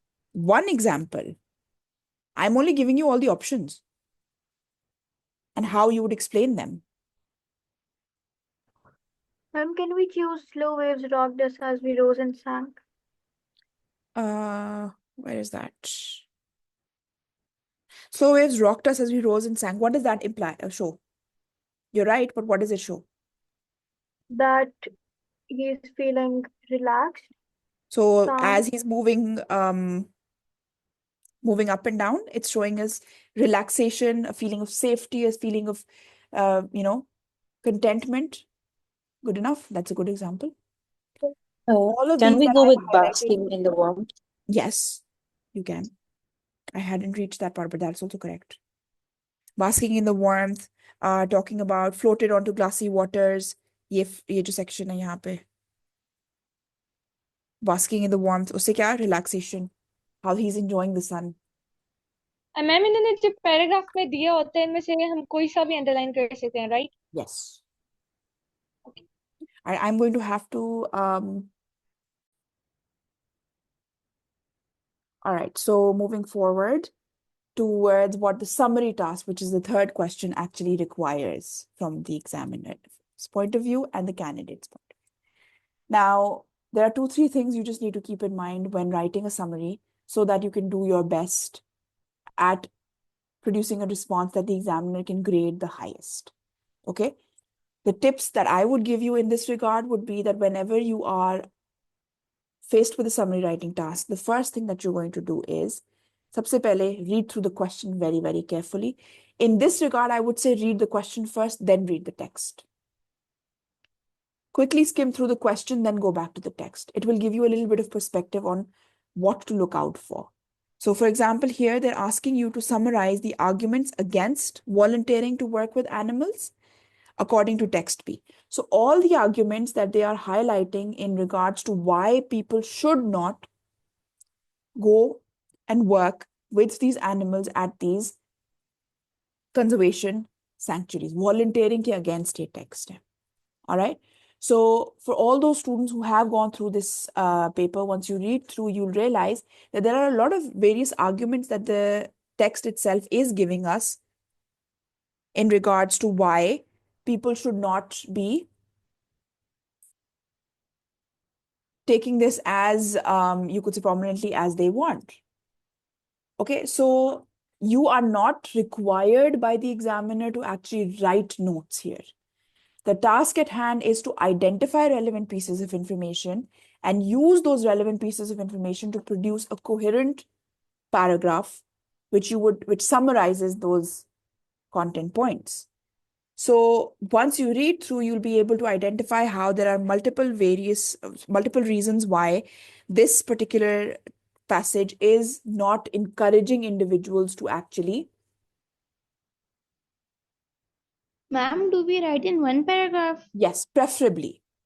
If there are contrasting ideas and you feel you write more coherently in two, there's no rule against it, but it's better to write in one. There's no rule against it. But if it is compromising your coherence, then fine, divide it. Is it a good idea to use equal amount of words for the total amount of points, like 15 words for each point? It is not possible for you to actually equate that this way, I know, because but still, I mean, okay, you like can keep a ballpark approximate. number. You can keep a ballpark in your head so that you know, okay, at this point I don't have to exceed. Because you'll realize sometimes you might even club ideas together. Okay. Okay, so for example, with this task at hand, there are various points that we will identify. For example, the idea of donations. They talk about how there are so many individuals who are donating money, which is not going to the right place, focusing on captivity and breeding. They are harsh. Animals actually realizing the well-meaning. So they're using eager volunteers for their own benefit.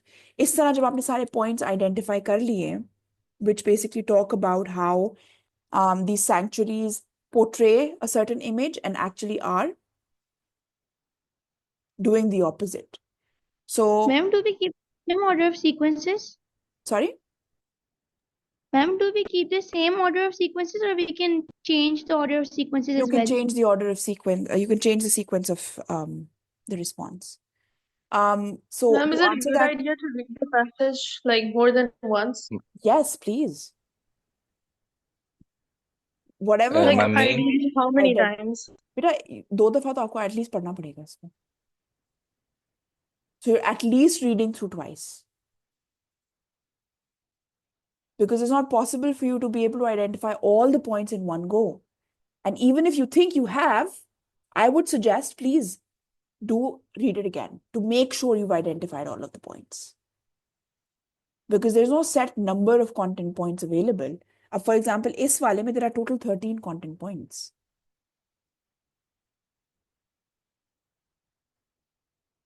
So it's Is it always a good idea to use? Is it a good idea to use longer sentences in summary, or is it better I to will use show shorter? you this to answer that question. This is a sample response for this summary. I'm not saying it's perfect. I'm just saying it's a sample response. Read through this. You will notice that there are certain ideas that have been clubbed together. Sometimes even 3 content points have been clubbed together. The order has been changed.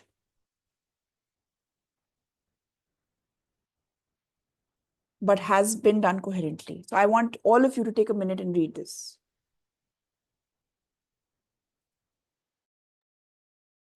Ma'am, are we supposed to use synonyms while we are paraphrasing the sentences? And plus, if the phrase is given, sentence is given in active voice, are we supposed to use active voice to? And plus, it becomes really hard when we jump from one paragraph to another to write in a proper flow. It doesn't. I mean, it does not maintain the flow. For which It part are you becomes hard to talking about? maintain the Are you talking about the summary task? summary. Yes. Okay, so basically, Bache, you had so many questions that I lost track. Can you ask me one by one? Okay. So if First question. the question is okay, if the sentence is given in active voice, can we convert it into passive voice? If that affects, if you think that sounds better, it's getting your message across clearly, go ahead. And then if we have to jump from one paragraph to another to get the relevant point, it becomes hard to maintain the flow. How we can manage that? Okay, so that's where the words like these connective words come in. So from one point to the next, when I was extending an idea, I used words like moreover. Okay. Firstly, secondly, to conclude, this is the reason why I have used my word limit for these words is because it adds to coherence. All right. This is what the difference between points written together as a paragraph versus continuous writing. Isko continuous writing bolte because I have made an effort. I'm not saying it's a perfect response. Someone out there will even write better than this. But it's just my way of showing you how these connectors, these transition words can actually add to coherence, to show the examiner that I'm attempting to not write points as a paragraph and instead write a coherent paragraph. Does that make sense? So the goal is to write coherent points, Yes. like coherent paragraph, and Yes. also write all the points. So now that you have identified 13 points, your task at hand is to summarize all of them in one coherent continuous paragraph that logically answers the question. So उसमें unnecessary details कोई नहीं डालने, examples कोई नहीं डालने. But at the same time, I have to try to make sure also not to copy paste from the text. So now अपने words में my own version of those ideas. That's what the summary task is. I'm summarizing those ideas in my own words. And while doing so, how do I show appropriate language? How do I show my language skills? I do that by using proper sentence structures, by using transition words effectively. I have a question. Yeah. So we don't really have to introduce the topic. Just No, either you do not. No, I started off answering the question because the question is there. Did the question ask me to introduce volunteer work and summarize why this is bad? No. So we will not. No unnecessary details. A summary, you're literally at a crunch for words. You have limited words. Do not waste your words. How many words can we exceed? I Like, will not answer the that word? question. You will not exceed the word limit. Like, Uh, is 10 or 15 No, words no, acceptable? no. It says Oh. no more than 15 words. How many words can we have? Like, what's the minimum word count? But it won't be possible for you to complete this task in less than 120, 125 words. Okay. Okay.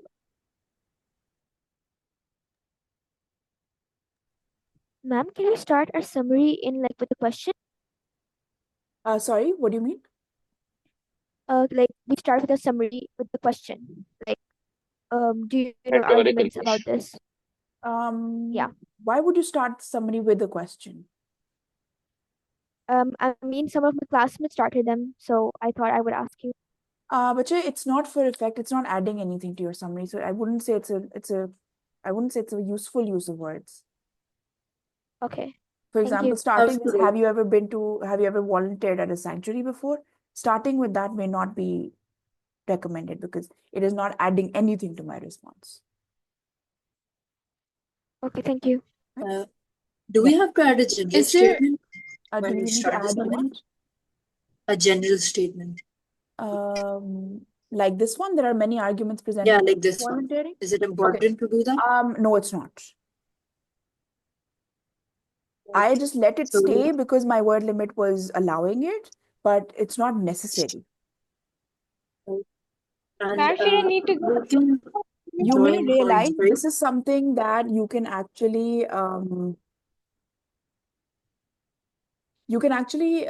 summarize this further. Yeah, we can easily like join points, right? We can merge 2 to 3 content points and write them as like 1 to 2 collective sentences. Yeah. Okay. We don't have to state each one separately, right? No, that's what I'm saying. That's what effective continuous writing is. For example, look over here. When it says, while popular sanctuaries are saturated with volunteers, others which truly require assistance are ignored. ये 2 points हैं. Similarly, conservationists thus are merely businesses, benefiting from people's love and sympathy, all the while promoting volunteer work as a means of interaction with popular animal species. ये 3 points clubbed together हुए हुए. And not even in the order the text was. It's in a different order.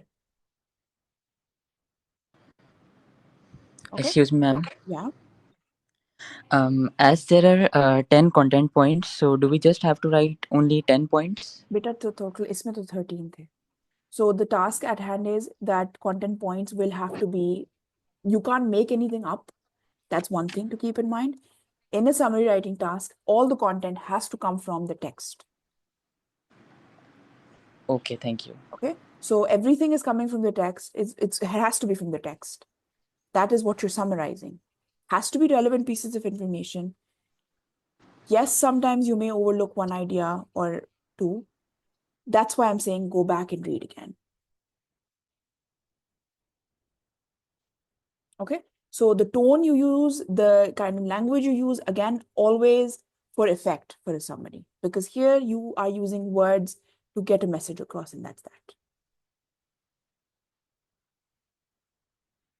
Okay, again, I'm going to repeat myself. Please try to focus on the fact that 150 words is your word limit.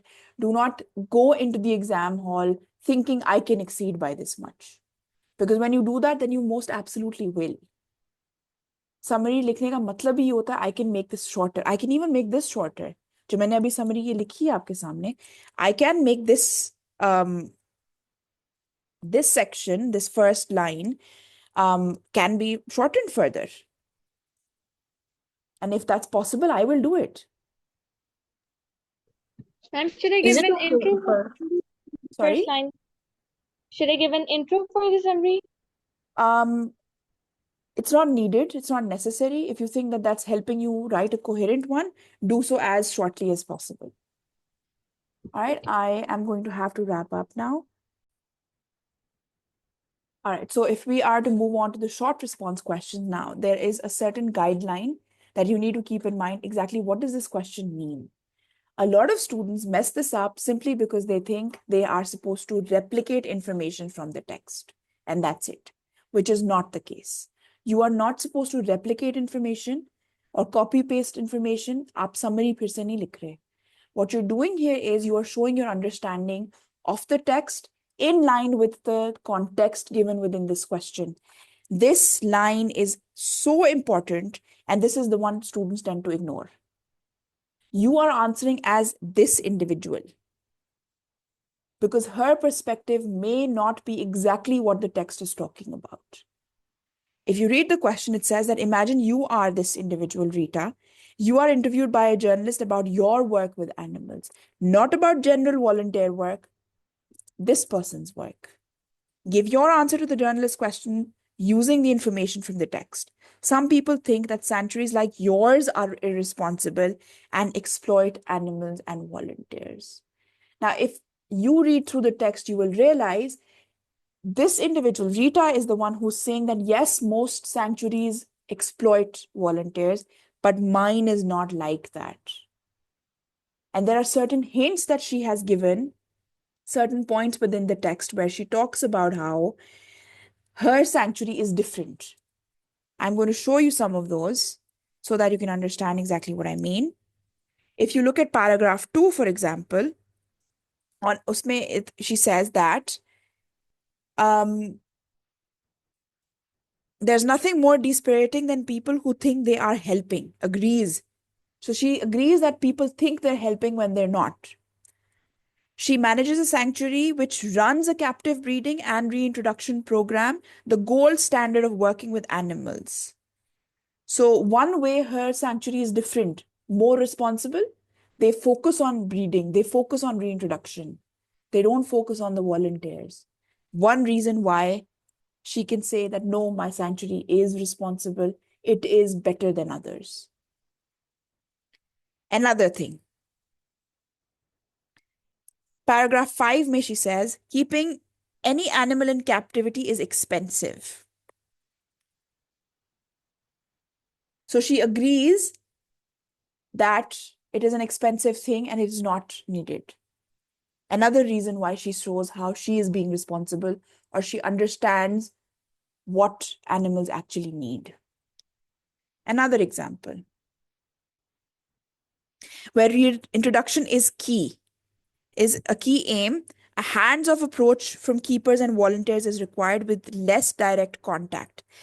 This, unfortunately, it seems is the opposite of what sells volunteer opportunities to young people.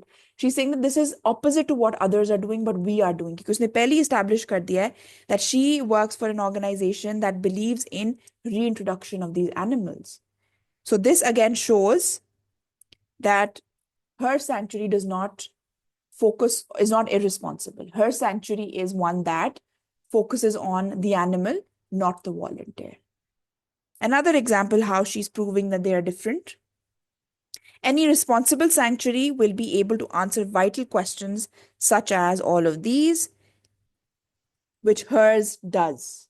Again, implies to the fact that, yes, it will be a first-person response. So all of these statements that I have, another one I can just see. I believe the responsibility lies with the organization who should be educating volunteers about what they look for rather than promoting cute and cuddly experiences. ये सारे जो details मैंने highlight किए, these are explicit pieces of information that hint towards the fact that Rita Nee is an individual who works for an organization that believes in responsible captivity, responsible work for animals. Yes, Temu, do you have a question? Yes, ma'am. The question is that ये जो 5 marker आता है इसके अंदर approximately हमें कितने points लिखने चाहिए और summary Okay, के अंदर so summary should have as many points as possible. ठीक है? Now you will be rewarded for as many coherent points as you can for part B. So if this is a 5-mark question, I should be able to at least highlight 3 ideas. So, and Okay. 3 से ज़्यादा मैंने अभी आपको identify करके दे दिए. So if I say that she is someone who, Rita Nee, works for an organization that is more responsible than most, specifically because they provide the gold standard of care for these animals, because her organization focuses or prioritizes the animal well-being, by focusing on breeding and reintroduction into the wild. उनका program ही इसके around build है. Point number 1 mark scored. Secondly, I talk about how the organization she works for believes in a hands-off approach. अब ये सिर्फ quote नहीं करना है, इसको explain भी करना है.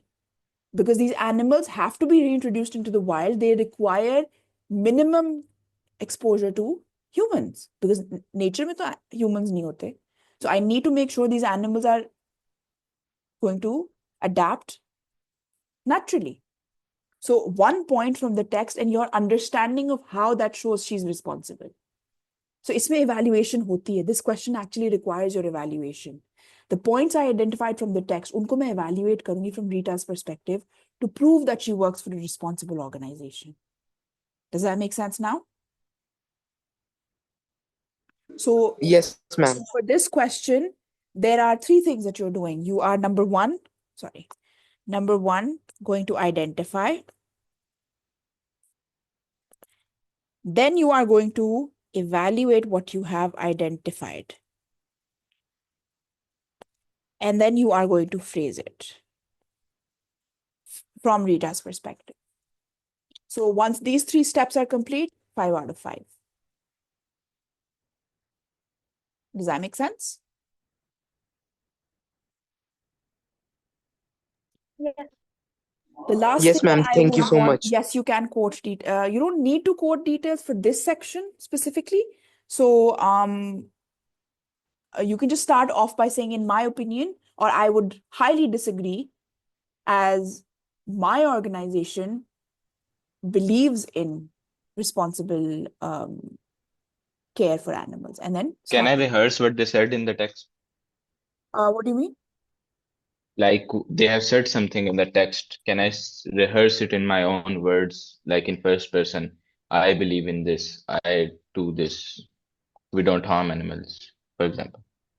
Okay, like for example, जो उन्होंने जैसे mention किया था gold standard or focuses Yes, on, yes. you can use some words like that, but आपकी evaluation फिर भी होनी चाहिए. What does it mean when they say that we focus on breeding and reintroduction? But I have to explain it also. Yes, you have to. You have to evaluate it further. So Okay. the text only says her organization focuses on breeding and reintroduction. पढ़ने के बाद हमें ये समझ आ रही है कि why is that important? Because they're focusing on the well-being of the animal. The animal belongs in the wild, in nature, and that is what they're focusing on, instead of trying to build an experience for volunteers. So that is your evaluation. So this question actually requires evaluation, which is the misconception students have. Most of the students answer it without either reading the context or without keeping in mind that this requires a little bit of, you don't always have to agree with the journalist's question. This question does not allow you to agree with that question. You cannot say that she works for an irresponsible organization, because text में तो वो completely outright कह रही है that hers is more responsible than others. So this is Okay. why I Ma'am, wanted can to we write our own? Sorry, can you repeat that? This Can will we write our literally be own the last points while? question. No, they have to Can be we supported write? from the text. So your What if it corresponds with what Brittany thinks? if it corresponds with what she's saying, then yes. But it has For to be this, supported. for this rehearsing thing, do we have to use our own words, or we can use the words from the text? When you What's say better? rehearsing, you mean evaluation. Evaluation is always better in your own words. Okay. Ma'am, can you write the sample response? The sample response for this question? Yes. I can share it in the group, yes. Is it better to write thanks for asking at the beginning of the You won't be penalized for it. It's fine if you do. Sets a tone. It's okay. Okay. Even if you Ma'am, start and the with saying I writers completely disagree. and the writers quite deep. There were a lot of things that we could highlight, or we could explain those things. So why did we only choose the word quite in that? Can you Which please one? go to that part? Part D of writer's Question effect. 2? Yes. This one? Yes. The above one, upper one. What 2 impressions? Yes. इसमें there were a lot of things that I could explain. Such So as? हमने इसमें से swirling green or quiet and veil of bubbles. So why did we only choose the word quiet and explain that it implies that the Because scene it is more peaceful? contrasts with chaos, so it'll be easier to explain. अगर आप swirling green को भी करते हो, that's fine. Trying to explain how initially ऊपर क्या था, lots of water. नीचे क्या है, nature's beauty. That's fine. Okay, and in the summary, in the summary, instead of quoting the sentences, can I rephrase them into my own words? You don't have to quote, you have to rephrase in the summary. Okay. Summary has to be in thank your own words. It's there in the instructions. Ma'am, can you also please share some practice papers that you have? I will share them in the group. All right, this is where I wrap up now. Good luck to all of you. No one's exceeding the word limit. Read the question very, very carefully. Read the question with summary before you actually start the summary. And make sure you understand the command word before you actually start responding. Okay, so as far as the content for these papers are concerned, I will share them in the group. For those who want to access this paper particularly, this was the October-November 2024 variant 1-1 paper. All right, so I would suggest that you look through the summary task specifically. All right, good luck to all of you. If there are any questions, you can share that in Can I ask a final question? last question, Farooq. Go ahead. Okay. If I'm writing the last question, part B, and I write like, for example, great question. I would like to like invite them at a random time when we're open. Like a phrase like this, invite them so they can see for themselves that we don't harm animals. Can I write this from my own, or does it have to be from the text? Okay, so if you start by saying that I completely disagree with this statement, as I believe the sanctuary I work for is more responsible than others out there. Okay. Claiming something like that which is supported by the text, that's fine. Okay. Saying that I would like to invite you to come and visit and see how we do things, technically that is not wrong. You're not making a mistake by doing that. You're just using more words than you need to. So you can use a statement to set a tone, that's fine. Just do so, making sure that those 5 lines are all you've got. So there's nothing wrong with a statement like that. Just use a small one. Ma'am, can I ask a question? But Ishal, this will literally be the last question I have to wrap up now. Of course, ma'am. I just want to know if you could start this interview question with a greeting. Like I just said, you can just one little phrase. Okay, thank you, ma'am. So just saying I completely disagree with you, or great question, but I would like to disagree, and then give reasons why. Of course, thank you. All right, good luck to all of you. Please make sure you time yourselves very carefully, 1 hour for each section. Make sure you leave 5 to 10 minutes in the end to read through your responses so that you can check. Spelling mistakes that can be rectified will actually save you a lot of marks. So save yourself those 5 minutes to read through and fix any spelling mistakes, any grammatical mistakes that you might have had, because they will improve your response overall. All right, other than that, good luck to all Ma'am, I of have a you. question. I have one last. I want to ask. I have seen in others videos that we have to, when there is a question 2 in this comprehension, वो कहते हैं कि हमने ना जो writers effect वाला question है इसके अंदर ये भी बताना है कि इन्होंने फिगरेटिव लैंग्वेज का कैसे यूज किया, वो हमने बताना होता है कि नहीं?